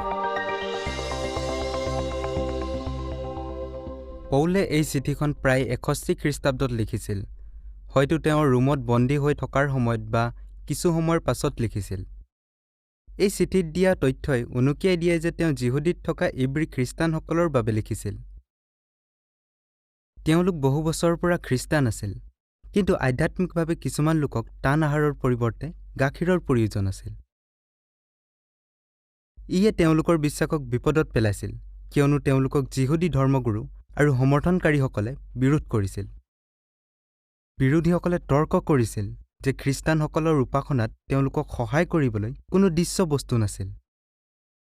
যিহুদীসকলৰ ওচৰত এটা বিশাল মন্দিৰ, পুৰোহিতসকল, জীৱ-জন্তুৰ বলিদানৰ ব্যৱস্থা, মুচিৰ নিয়ম আৰু আব্ৰাহামৰ লগত জড়িত থকা এটা ইতিহাস আছিল।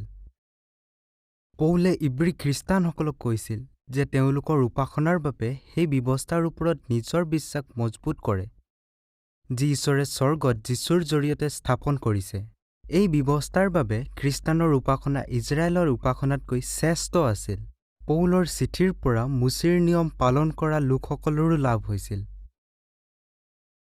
ইব্ৰী কিতাপখনত 13টা অধ্যায় আছে। 1 পৰা 3 অধ্যায়ত পৌলে ইব্ৰীসকলক বুজায় যে যীশুৰ স্থান সকলোতকৈ শ্ৰেষ্ঠ, তেওঁ স্বৰ্গদূত আৰু মুচিতকৈও শ্ৰেষ্ঠ। 4 পৰা 10 অধ্যায়ত পৌলে কৈছে যে যীশু স্বৰ্গীয় মহাপুৰোহিত হিচাপে মন্দিৰত সেৱা কৰা পাপী যিহুদী মহাপুৰোহিতকৈও মহান, কিয়নো মহাপুৰোহিতৰ দৰে যীশুৱে কোনো পাপ কৰা নাই। যিহুদী মহাপুৰোহিতসকলক প্ৰতিদিনে লোকসকলৰ পাপৰ বাবে বলিদান উৎসৰ্গ কৰিবলগীয়া হৈছিল। তেওঁলোকে জীৱ-জন্তুৰ বলিদান দিছিল, যাৰ মূল্য একেবাৰে কম আছিল। যীশুৱে নিজৰ সিদ্ধ জীৱন মুক্তিপণ স্বৰূপ বলিদান হিচাপে আগবঢ়ায়। তাৰ মূল্য দিবলৈ তেওঁ স্বৰ্গলৈ গৈ ঈশ্বৰৰ আগত উপস্থিত হৈছিল। যীশুৰ বলিদানৰ পৰা এটা নতুন নিয়ম স্থাপন কৰিলে, যি মুচিৰ নিয়মতকৈ শ্ৰেষ্ঠ আছিল। আপুনি জানেনে, ইব্ৰী 9 অধ্যায় 8 আৰু 9 পদত উল্লেখ আছে তম্বু দৃষ্টান্ত স্বৰূপ আছিল। পৌলে ইয়াত মুচিয়ে বনোৱা তম্বু বা পবিত্ৰ স্থানৰ বিষয়ে উল্লেখ কৰিছে। সেই তম্বুত যি পবিত্ৰ সেৱা কৰা হৈছিল আৰু জীৱ-জন্তুৰ বলিদান দিয়া হৈছিল, তাৰ পৰা সম্পূৰ্ণৰূপে পাপৰ ক্ষমা হোৱা নাছিল। কিন্তু হাতে নকৰা তম্বু এনে ব্যৱস্থাক চিত্ৰিত কৰে, যাক যেহোৱাই যীশুখ্ৰীষ্টৰ মুক্তিপণৰ আধাৰত স্থাপন কৰিছে। এই ব্যৱস্থাই আমাক যেহোৱাৰ লগত এটা ভাল সম্পৰ্ক গঢ়ি তুলিবলৈ সহায় কৰে। 10 অধ্যায়ত আমি পঢ়ো যে শিষ্যসকলক এজনে আনজনক উৎসাহিত কৰা উচিত আৰু দিন যিমান ওচৰ হোৱা দেখো সিমানেই এনেদৰে কৰা উচিত। 11 অধ্যায়ত বিশ্বাসৰ গুণৰ বিষয়ে জোৰ দিছে। ইয়াত প্ৰাচীন সময়ৰ বহুতো সেৱকসকলৰ উদাহৰণ আছে, যিসকলে নিজৰ কথা আৰু কামৰ যোগেদি বিশ্বাস দেখুৱালে। 12 অধ্যায়ত পৌলে উল্লেখ কৰিছে যে এই সাহসী পুৰুষ আৰু তিৰোতাসকল মেঘৰূপ সাক্ষী হয়। ইয়াৰ পাছত পৌলে সকলোতকৈ শ্ৰেষ্ঠ সাক্ষী যীশুখ্ৰীষ্টৰ বিষয়ে উল্লেখ কৰিছে, যিজন আমাৰ বিশ্বাসৰ আদি আৰু সিদ্ধিকৰ্তা। যদি আমাৰ খ্ৰীষ্টৰ দৰে বিশ্বাস আছে, তেনেহলে আমাৰ আচাৰ ব্যৱহাৰ পবিত্ৰ হোৱা উচিত।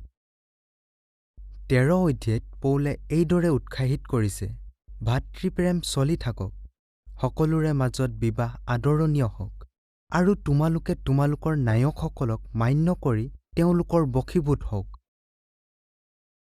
ইব্ৰী কিতাপখন পঢ়াৰ সময়ত মন কৰক যে খ্ৰীষ্টৰ উপাসনা সকলো উপাসনাতকৈ কেনেকৈ শ্ৰেষ্ঠ। এই ব্যৱস্থাৰ ধ্বংসৰ বাবে অপেক্ষা কৰি কেনেকৈ নিজৰ বিশ্বাস দৃঢ় কৰিব পাৰোঁ, আৰু কেনেকৈ মহাপুৰোহিত আৰু ঈশ্বৰৰ ৰাজ্যৰ ৰজা যীশুৰ জৰিয়তে পাপ আৰু মৃত্যুক সদায় কালৰ বাবে শেষ কৰিব।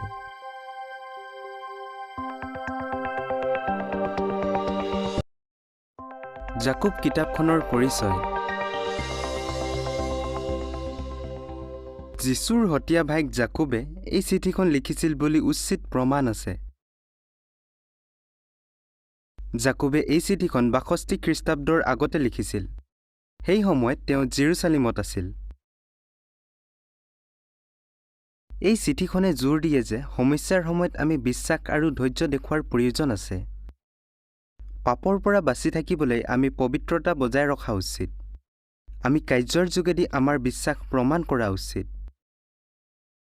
যীশুৰ দৰে জাকুবেও সহজ সৰল উদাহৰণ ব্যৱহাৰ কৰিছিল, যেনে সাগৰৰ ঢৌ, ফুল, গছ, এজন ব্যক্তিয়ে নিজকে দাপোনত চোৱা আৰু ভৌতিক সম্পদবোৰ যিবোৰ ধ্বংস হ'ব। জাকুবৰ চিঠিখনত ৫টা অধ্যায় আছে। প্ৰথম অধ্যায়ে আমাক মনত পেলাই দিয়ে যে বিশ্বাসেৰে আমি জিহুৱাক বুদ্ধিৰ বাবে যাচনা কৰিব লাগে, আৰু যিজনে সংশয় কৰে আৰু বতাহত নিয়া আৰু ওপৰলৈ উঠোৱা সাগৰৰ ঢৌ এটাৰ নিচিনা হয়। দ্বিতীয় অধ্যায়ত সেই লোকসকলক পৰামৰ্শ দিয়া হৈছিল যিসকলে ধনী আৰু দুখীয়া লোকসকলৰ মাজত প্ৰভেদ সৃষ্টি কৰিছিল আৰু চুবুৰীয়াক প্ৰেম কৰা এই ৰাজকীয় ব্যৱস্থা উলংঘন কৰিছিল। আপুনি জানেনে, জাকুবে প্ৰায় পৰ্বতীয়া উপদেশৰ বিষয়ে কথা পাতিছিল। উদাহৰণস্বৰূপে তেওঁ কৈছিল যে পৰীক্ষাৰ সময়ত আমি আনন্দিত হোৱা উচিত। আমি কেৱল শুনাই নহয়, কিন্তু কাৰ্যৰেও জিহুৱাৰ ইচ্ছা পূৰ কৰা উচিত। যদি আমি ঈশ্বৰে আমাক ক্ষমা কৰাটো বিচাৰোঁ, তেন্তে আমিও আনক ক্ষমা কৰা উচিত। তৃতীয় অধ্যায়ত জাকুবে বিভিন্ন উদাহৰণ ব্যৱহাৰ কৰি বুজাইছিল যে আমি নিজৰ জিভা নিয়ন্ত্ৰণ কৰাৰ প্ৰয়োজন। বিশেষকৈ ঈশ্বৰৰ বাক্যৰ শিক্ষকসকলৰ বিষয়ে এয়া সত্য। জাকুবে জিভাক ঘোঁৰাৰ লেকাম, জাহাজৰ বঠা, এটুকুৰা জুই আৰু পানীৰ ভুমুকৰ লগত তুলনা কৰিছে। ৪ অধ্যায়ত বৰ্ণনা কৰিছে যে বেয়া কাৰ্যৰ উৎস হৈছে মাংসিক ইচ্ছা। জাকুবে এয়াও কৈছে, যিজনে জগতৰ মিত্ৰ হ'বলৈ ইচ্ছা কৰে তেওঁ নিজকে নিজে ঈশ্বৰৰ শত্ৰু কৰি লয়। আনহাতে যেতিয়া শয়তানৰ বিৰোধ কৰোঁ আৰু জিহুৱাৰ কাষ চাপোঁ, তেনেহ'লে তেওঁ আমাৰ কাষ চাপি আহে। ৫ অধ্যায়ে আমাক কৈছে যে আনক অত্যাচাৰ কৰা ধনী আৰু শক্তিশালী লোকসকলে জিহুৱা ঈশ্বৰক উত্তৰ দিব লাগিব। জাকুবে ধৈৰ্য দেখুৱাৰ গুৰুত্বৰ বিষয়ে তুলি ধৰিছিল। খেতিয়কে যেনেকৈ বৰষুণৰ বাবে ধৈৰ্যৰে অপেক্ষা কৰি থাকে, তেনেকৈ আমিও ঈশ্বৰ আৰু খ্ৰীষ্টৰ লগত জড়িত থকা প্ৰতিজ্ঞাবোৰ পূৰ কৰাৰ বাবে ধৈৰ্যৰে অপেক্ষা কৰা উচিত। সেই সময়তে আধ্যাত্মিকভাৱে অসুস্থ লোকসকলে মণ্ডলীৰ প্ৰাচীনসকলৰ পৰা সহায় বিচৰা উচিত। প্ৰাচীনসকলে ঈশ্বৰৰ বাক্য আৰু প্ৰাৰ্থনাৰ যোগেদি তেওঁলোকক সুস্থ কৰিবলৈ সহায় কৰা উচিত। জাকুবৰ চিঠিখন পঢ়াৰ সময়ত মন কৰিব যে কিয় আমাৰ পৰীক্ষাৰ বাবে জিহুৱাক দোষী কৰা উচিত নহয়, কেনেকৈ আমি আমাৰ জিভা নিয়ন্ত্ৰণ কৰাত ধৈৰ্য ধৰা উচিত, আৰু আমি কেনেকৈ ধৈৰ্যৰে ঈশ্বৰৰ ৰাজ্যৰ বাবে অপেক্ষা কৰা উচিত।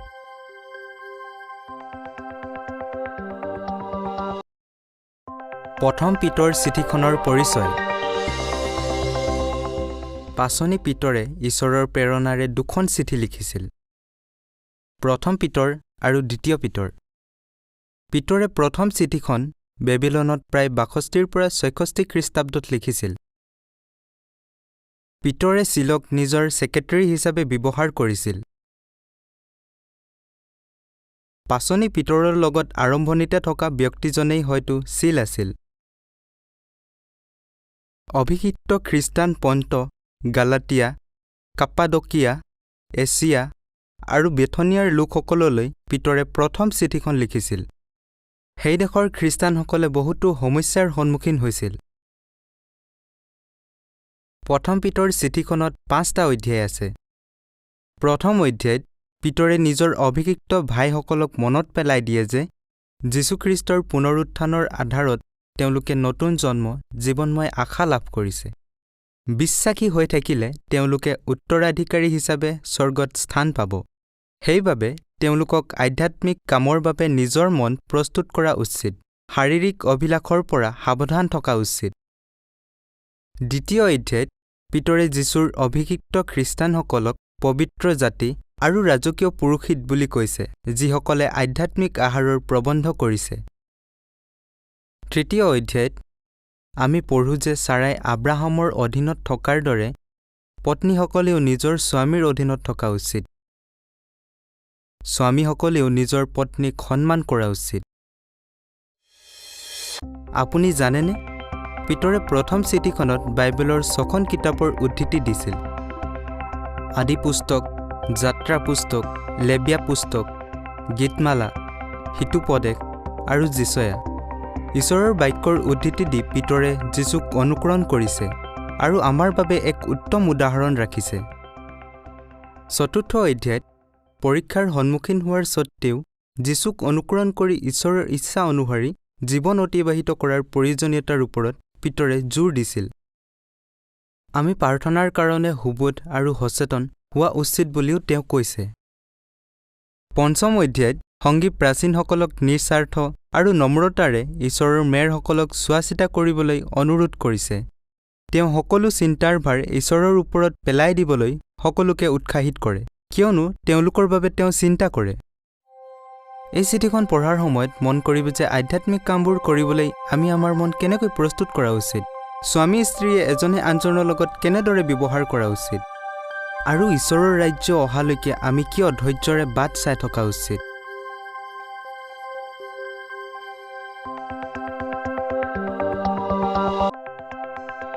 দ্বিতীয় পিতৰ চিঠিখনৰ পৰিচয়। পাচনি পিতৰে ঈশ্বৰৰ প্ৰেৰণাৰে 2খন চিঠি লিখিছিল, 1 পিতৰ আৰু 2 পিতৰ। পিতৰে প্ৰথম চিঠিখন লিখাৰ কিছু সময়ৰ পাছতে তেওঁৰ 2য় চিঠিখন প্ৰায় 64 খ্ৰীষ্টাব্দত লিখিছিল।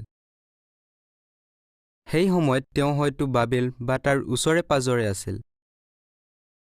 2 পিতৰ চিঠিখনত পিতৰে অভিষিক্ত খ্ৰীষ্টানসকলক বিশ্বাসী হৈ থাকিবলৈ, মিছা শিক্ষাৰ পৰা সাৱধানে থাকিবলৈ আৰু ভৱিষ্যৎবাণীৰ ওপৰত ধ্যান দিবলৈ উৎসাহিত কৰিছিল, যাতে তেওঁলোকে স্বৰ্গীয় জীৱন লাভ কৰিব পাৰে। 2 পিতৰ চিঠিখনত 3টা অধ্যায় আছে। প্ৰথম অধ্যায়ত খ্ৰীষ্টৰ ৰূপান্তৰৰ বিষয়ে আলোচনা কৰিছে। যীশু ঈশ্বৰৰ ৰাজ্যৰ ৰজা হ'লে কেনেকৈ মহিমান্বিত হ'ব, তাক পিতৰ, জাকোব আৰু যোহনক এক আভাস দিছে। ৰূপান্তৰৰ বিষয়ে ভৱিষ্যৎবাণী স্পষ্ট কৰিছে। সেইবাবে খ্ৰীষ্টৰ শিষ্যসকলে আন্ধাৰময় ঠাইত পোহৰ দিয়া প্ৰদীপৰ সাদৃশ্য সেই বাক্যলৈ ধ্যান দিয়া উচিত। 2 অধ্যায়ত পিতৰে সাৱধান কৰিছে যে মিছা শিক্ষকসকলে উঠিব আৰু আকস্মিক বিনাশ ঘটিব।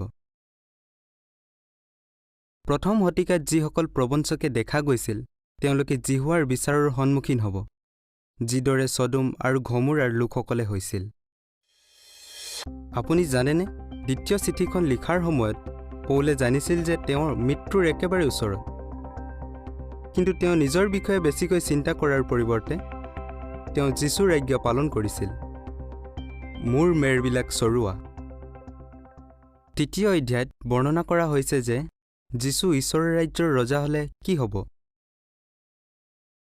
পিতৰে ভৱিষ্যৎবাণী কৰিছিল যে সেই সময়ৰ লোকসকলে পাহৰি যাব যে জিহুৱাই নোহৰ সময়ত এবাৰ দুষ্টতাক নাইকিয়া কৰিছিল। তাৰ পাছত পিতৰে কয় যে ঈশ্বৰে প্ৰতিজ্ঞা কৰা নতুন আকাশমণ্ডল আৰু নতুন পৃথিৱীত ধাৰ্মিক লোকে থাকিব।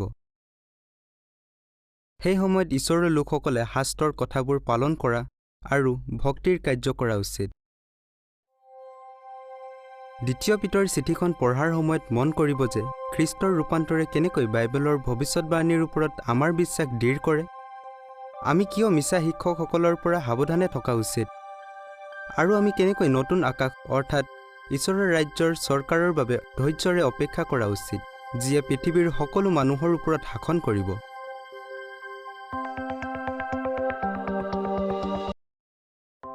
প্ৰথম যোহন কিতাপখনৰ পৰিচয়। পাচনি যোহনে লিখা 3খন চিঠিৰ ভিতৰত প্ৰথম যোহনেই হৈছে আটাইতকৈ দীঘল চিঠি। 98 খ্ৰীষ্টাব্দত যোহনে যেতিয়া নিজৰ চিঠিবোৰ লিখিছিল, তেতিয়া তেওঁ ইফিছৰ ওচৰত আছিল। একে সময়তে তেওঁ যোহন কিতাপখনো লিখিছিল। যোহনে তেওঁৰ প্ৰথম চিঠিখন এজন ব্যক্তিৰ বাবে লিখা নাছিল, কিন্তু সকলো খ্ৰীষ্টানলৈ লিখিছিল। ভাই ভনীসকলে খ্ৰীষ্টৰ বিষয়ে যি শিকিলে তাৰ ওপৰত বিশ্বাস দৃঢ় কৰিবলৈ তেওঁ শিকাইছিল। এই চিঠিখনত 3টা মূল বিষয়ৰ ওপৰত আলোচনা কৰা হৈছে: খ্ৰীষ্টৰ বিৰোধী, পাপ আৰু প্ৰেম।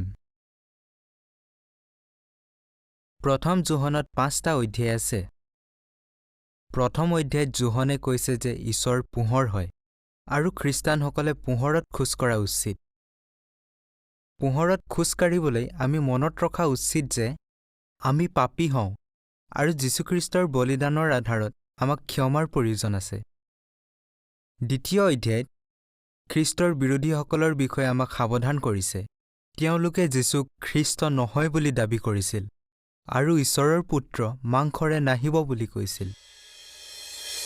আপুনি জানেনে, প্ৰায় 3 দশকৰ আৰম্ভণিত ভৱিষ্যতবাণী কৰা হৈছিল যে মিছা শিক্ষকসকলে দল গঠন কৰিব আৰু সিহঁতৰ পাছে পাছে শিষ্যবিলাকক আকৰ্ষণ কৰি নিবলৈ চেষ্টা কৰিব। যোহনৰ পত্ৰই এই ধৰ্মত্যাগী লোকসকলৰ বিষয়ে প্ৰমাণ দিছে। তৃতীয় অধ্যায়ত যোহনে ঈশ্বৰৰ সন্তান আৰু শয়তানৰ সন্তানৰ লগত তুলনা কৰিছে।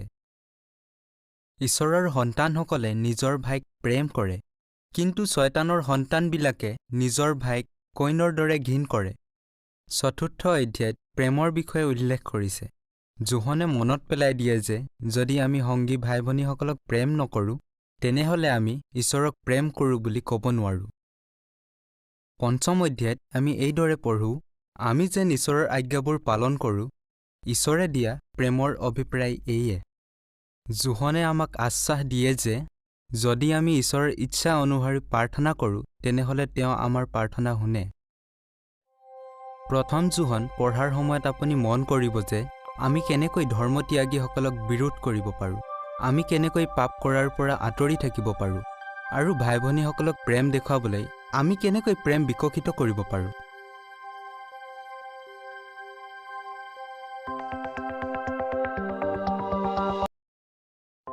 দ্বিতীয় যোহন চিঠিখনৰ পৰিচয়। প্ৰায় 98 খ্ৰীষ্টাব্দত যোহনে 2খন চিঠিৰ লগতে দ্বিতীয় চিঠিখনো লিখিছিল। সেই সময়ত তেওঁ ইফিছৰ ওচৰত আছিল আৰু তেওঁৰ বয়স প্ৰায় 100 বছৰ হৈছিল। যোহনে এই বাক্যৰে নিজৰ চিঠিখনৰ পৰিচয় দিছিল: বৃদ্ধজনে মনোনীত কৰিয় আৰু তেওঁৰ সন্তানবিলাকৰ সমীপলৈ। মনোনীত কৰিয়ই হয়তো এক খ্ৰীষ্টান মণ্ডলীক বা এগৰাকী আধ্যাত্মিক তিৰোতাক বুজায়। গ্ৰীক ভাষাত কৰিয়ৰ অৰ্থ হৈছে এগৰাকী ভদ্ৰ মহিলা। যোহনৰ দ্বিতীয় চিঠিখনৰ বহুতো বিষয় প্ৰথম চিঠিখনৰ লগত মিল আছে। উদাহৰণস্বৰূপে, খ্ৰীষ্টানসকলে এজনে আনজনক প্ৰেম কৰাৰ প্ৰয়োজনীয়তাৰ বিষয়ে যোহনে পুনৰ উল্লেখ কৰিছিল। তেওঁ এয়াও কৈছে, আমি যেন তেওঁৰ সকলো আজ্ঞা অনুসাৰে চলোঁ, এইয়ে প্ৰেমৰ অভিপ্ৰায়। অনেক প্ৰবঞ্চক জগতত ওলাব বুলি যোহনে সাৱধান কৰিছিল। খ্ৰীষ্ট মাংসৰে নাহে বুলি খ্ৰীষ্টৰ বিৰোধীসকলে দাবী কৰিছিল।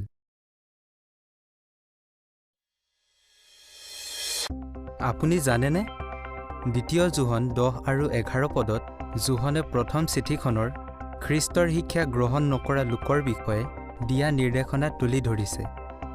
যোহনে কৈছে, তেওঁক ঘৰত গ্ৰাহ্য নকৰিবা আৰু মংগল হওক বুলি তেওঁক নকবা। যোহনৰ দ্বিতীয় চিঠিখনৰ পৰা দেখিবলৈ পোৱা যায় যে তেওঁ অভিষিক্ত ভাইসকলক প্ৰেম কৰে। তেওঁলোকে সম্পূৰ্ণ পুৰস্কাৰ পোৱাটোত তেওঁ বিচাৰে।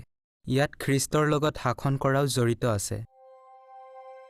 দ্বিতীয় যোহন পঢ়াৰ সময়ত মন কৰিব যে যোহনে কেনেকৈ ভাই ভনীসকলৰ প্ৰতি প্ৰেম প্ৰকাশ কৰিছে। তেওঁলোকে ঈশ্বৰৰ আজ্ঞা অনুসৰি চলাটো তেওঁ কেনেকৈ বিচাৰিছে। খ্ৰীষ্টৰ লগত শাসন কৰিবলৈ সুযোগ থকা লোকসকলে ধৰ্মত্যাগী লোকসকলৰ বিৰুদ্ধে কেনেকৈ থিয় দিছে।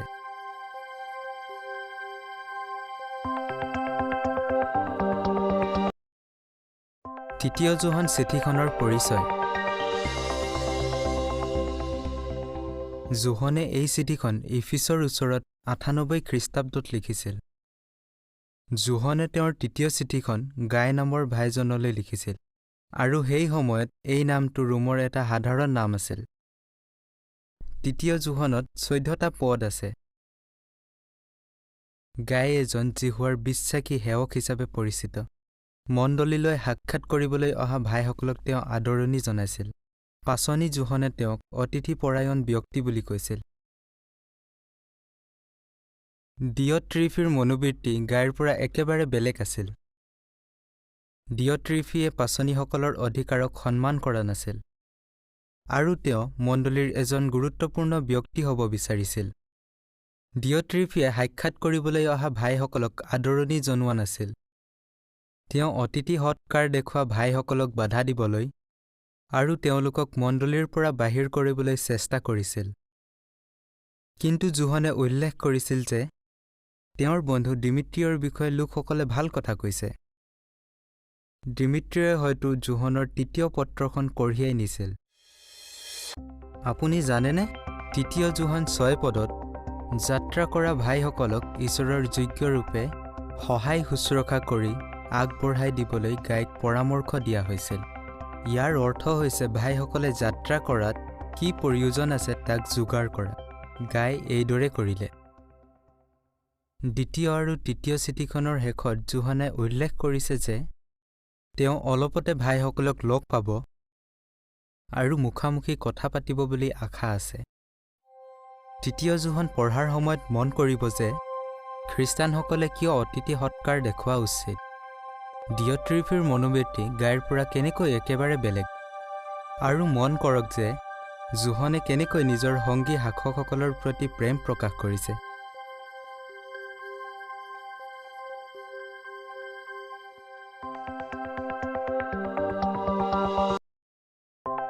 যিহুদা কিতাপখনৰ পৰিচয়। যিহুদাই নিজৰ নামেৰে অনুপ্ৰাণিত হৈ এখন কিতাপ লিখিছিল আৰু তেওঁ যীশুৰ সতীয়া ভাই আছিল। প্ৰায় 65 খ্ৰীষ্টাব্দত যিহুদাই নিজৰ চিঠিখন লিখিছিল। তেতিয়া তেওঁ হয়তো যিহুদিয়াত আছিল। সেই সময়ত এক ভাবুকিৰ পৰিস্থিতি সৃষ্টি হৈছিল। অনৈতিক আৰু ইন্দ্ৰিয় আসক্ত লোকসকলে মণ্ডলীত বেয়া কাম কৰিবলৈ আৰম্ভ কৰিছিল।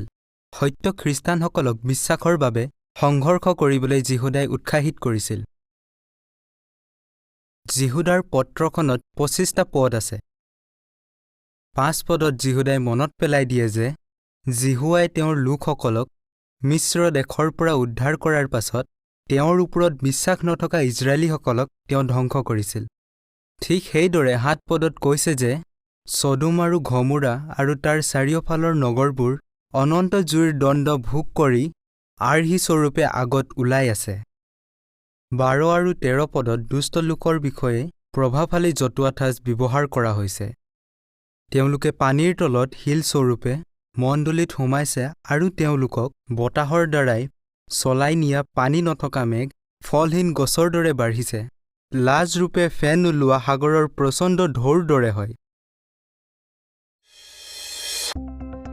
আপুনি জানেনে, যিহুদাই লিখা কথাবোৰ বাইবেলৰ আন কিতাপত পোৱা নাযায়। মুছিৰ মৃতদেহ লৈ স্বৰ্গদূত মিখাইল আৰু শয়তানৰ মাজত হোৱা বিবাদৰ বিষয়ে কেৱল যিহুদাই উল্লেখ কৰিছিল। কেৱল যিহুদাই সন্মুখৰ বিষয়ে ভৱিষ্যতবাণী কৰিছিল যে ঈশ্বৰে কোটি কোটি স্বৰ্গদূত ব্যৱহাৰ কৰি দুষ্ট লোকসকলক বিচাৰ কৰিব।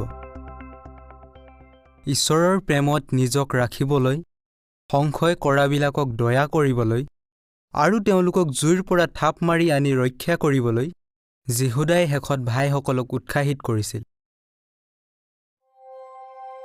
যিহুদাৰ চিঠিখন পঢ়াৰ সময়ত ঈশ্বৰৰ বহুতো ন্যায় বিচাৰৰ উদাহৰণৰ বিষয়ে লক্ষ্য কৰক। জতুৱা ঠাঁচবোৰৰ ওপৰত ধ্যান দিয়ক। ঈশ্বৰৰ ৰাজ্যৰ বাবে আশা থকা লোকসকলে কেনেকৈ পবিত্ৰতা আৰু আধ্যাত্মিক বিষয়বোৰৰ ওপৰত ধ্যান দিছিল তালৈ লক্ষ্য কৰক।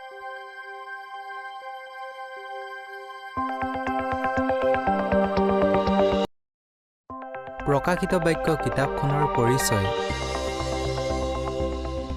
প্ৰকাশিত বাক্য কিতাপখন পাচনি জোহনে প্ৰায় 96 খ্ৰীষ্টাব্দত লিখিছিল। সেই সময়ত তেওঁ পাত্ম নামৰ দ্বীপত আছিল। প্ৰকাশিত বাক্য কিতাপখন বাইবেলৰ প্ৰথম কিতাপ আদি পুস্তকৰ লগত ওতঃপ্ৰোত সম্পৰ্ক আছে। আদি পুস্তক কিতাপখনে কয় প্ৰমোদবন কেনেকৈ হেৰুওৱা হৈছিল আৰু প্ৰকাশিত বাক্য কিতাপখনে কয় প্ৰমোদবন কেনেকৈ পুনৰ স্থাপন কৰা হ'ব। প্ৰকাশিত বাক্য কিতাপখনত 22টা অধ্যায় আছে। আৰু ইয়াত 16টা দৰ্শনৰ বিষয়ে উল্লেখ কৰা হৈছে। 1 পৰা 3 অধ্যায়ত এই 7টা মণ্ডলীক যোহানক চিঠি লিখিবলৈ কোৱা হৈছিল। সেইবোৰ হৈছে এফিছ, স্মুৰ্না, পৰগাম, থুয়াতিৰা, সাৰ্দি, ফিলাডেলফিয়া আৰু লাইডেকিয়া। 4 আৰু 5 অধ্যায়ত যোহনে এটা দৰ্শন দেখিছিল যে যীশুৱাই নিজৰ সিংহাসনত বহি আছে আৰু তেওঁৰ হাতত থকা নৰাখনত 7টা চাপ মৰা হৈছে। তেওঁ এখন মেৰ অৰ্থাৎ মহিমান্বিত যীশুক দিয়ে। 6 অধ্যায়ত উল্লেখ আছে যে যীশুৱে 6টা চাপ খোলে। যেতিয়া তেওঁ প্ৰথম 4টা চাপ খোলে তেতিয়া 4জন অশ্বাৰোহী ওলাই আহে। শেষৰ 3জন অশ্বাৰোহীয়ে যুদ্ধ, আকাল আৰু মৃত্যু আনে। 7 অধ্যায়ত যোহানে লক্ষ্য কৰিলে যে সকলো অভিষিক্ত খ্ৰীষ্টানসকলক চাপ নমৰালৈকে 4জন স্বৰ্গদূতে ধ্বংসৰ বায়ুক ধৰি ৰাখিছে। যোহানে এক বৰসমূহকো দেখে যিসকলে মহাক্লেশৰ পৰা ওলাই আহিছে। ইয়াত বিভিন্ন জাতিৰ লোক আছে আৰু ইয়াক কোনেও গণিব নোৱাৰে। আপুনি জানেনে? আদি পুস্তক 3 অধ্যায় 15 পদত ভৱিষ্যতবাণী কৰা হৈছে যে তিৰোতাৰ বংশই সেই সাপৰ মূৰ গুৰি কৰিব যিয়ে আদম আৰু হাৱাক ঈশ্বৰৰ বিৰুদ্ধে কৰি তুলিছিল। প্ৰকাশিত বাক্য কিতাপৰ পৰা জানিব পাৰি যে সেই পুৰণি সাপটো হৈছে শয়তান বা দিয়াবল। শয়তানে এডন বাগিচাত সাপৰ যোগেদি মানুহক ফুচলাইছিল। সময় পাৰ হোৱাৰ লগে লগে এইটো স্পষ্ট হয় যে তিৰোতাৰ বংশ ঈশ্বৰৰ ৰাজ্যৰ ৰজা যীশুখ্ৰীষ্ট হয়। তেওঁৰ লগত আৰু লোকেও শাসন কৰিব বুলি ভৱিষ্যতবাণী কৰা হৈছে। প্ৰকাশিত বাক্য কিতাপত উল্লেখ কৰা হৈছে যে তেওঁলোকৰ সংখ্যা 1,44,000 হ'ব। 8 আৰু 9 পদত উল্লেখ আছে যে মেৰটোৱে 7ম চাপ খোলে। যোহনে 7জন স্বৰ্গদূতৰ ওচৰত 7টা তুৰী দেখিলে। তুৰী বজোৱাৰ অৰ্থ হৈছে ঈশ্বৰে মানৱ জাতিক ন্যায় বিচাৰৰ বাৰ্তা দিছে। 10 আৰু 11 অধ্যায়ত এজন শক্তিশালী স্বৰ্গদূতে যোহনক এখন সৰু নোৰা দিয়ে আৰু সেইখন খাবলৈ তেওঁক আজ্ঞা দিয়ে। তাৰ পাছত যোহনক মন্দিৰৰ পবিত্ৰ স্থান জুখিবলৈ কোৱা হৈছিল। ঈশ্বৰৰ 2জন সাক্ষীৰ লগত কি হৈছিল তাক যোহনে লক্ষ্য কৰিলে। তাৰ পাছত 7ম স্বৰ্গদূতজনে নিজৰ তুৰীখন বজায় আৰু উচ্চস্বৰে এইদৰে কয়, এই জগতৰ ৰাজ্য আমাৰ প্ৰভুৰ আৰু খ্ৰীষ্টৰ হ'ল। 12 অধ্যায়ত যোহনে দেখে যে এজনী তিৰোতাই এটি পুত্ৰক জন্ম দিয়ে আৰু লগে লগে তেওঁক ঈশ্বৰ আৰু তেওঁৰ সিংহাসনৰ ওচৰলৈ লৈ যায়। শয়তান আৰু দুষ্ট স্বৰ্গদূতসকলকো পৃথিৱীত পেলোৱা তেওঁ দেখে। 13 অধ্যায়ত যোহনে কিছুমান হিংস্ৰক পহু দেখে যিবিলাকে মানৱ জাতিৰ ওপৰত অধিকাৰ চলায়। 14 অধ্যায়ৰ অনুসৰি মেৰ পোৱালীয়ে 1,44,000 জন লোকৰ লগত চিউন পৰ্বতত থিয় হৈ আছে। 15 আৰু 16 অধ্যায়ত 7জন স্বৰ্গদূতে 7টা সোণৰ বাতি পৃথিৱীলৈ বাকি দিয়ে। ইয়াৰ অৰ্থ হৈছে ঈশ্বৰে নিজৰ ক্ৰোধ প্ৰকাশ কৰিছে। ইয়াত এইটোও উল্লেখ কৰা হৈছে যে ৰাষ্ট্ৰৰ বিৰুদ্ধে ঈশ্বৰৰ মহান যুদ্ধ হৰ্মাগিদন নামৰ লাক্ষণিক ঠাইত হ'ব। 17 আৰু 18 অধ্যায়ত এগৰাকী মতলীয়া বেশ্যাৰ বিষয়ে উল্লেখ আছে যাক মহাবাবিল বুলি কোৱা হয়। তাই সেন্দুৰ বৰণীয়া পশুৰ ওপৰত বহি আছে। কিন্তু সেই পহু আৰু 10টা শিঙে বেশ্যাক আক্ৰমণ কৰি তাইক ধ্বংস কৰে। 19 অধ্যায়ত যোহনে দেখে যে যীশু আৰু তেওঁৰ স্বৰ্গীয় সৈন্যই দুষ্ট লোকসকলক নাইকিয়া কৰে। 20 পৰা 22 অধ্যায়ত শেষৰ 3টা দৰ্শনৰ বিষয়ে উল্লেখ আছে। শয়তানক অগাধ ঠাইত পেলাই দিয়া হৈছে।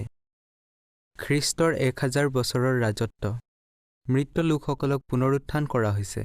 দুষ্ট লোক আৰু বিদ্ৰোহী স্বৰ্গদূতসকলক সদায় কালৰ কাৰণে ধ্বংস কৰা হয়। যোহনে সুন্দৰ নতুন জেৰুচালেমকো দেখে। তেওঁ ঈশ্বৰ আৰু মেৰ পোৱালীৰ সেই সিংহাসনৰ পৰা ওলোৱা জীৱন জলৰ নদীও দেখা পালে। নদীৰ দুয়োকাষে জীৱন বৃক্ষ আছিল।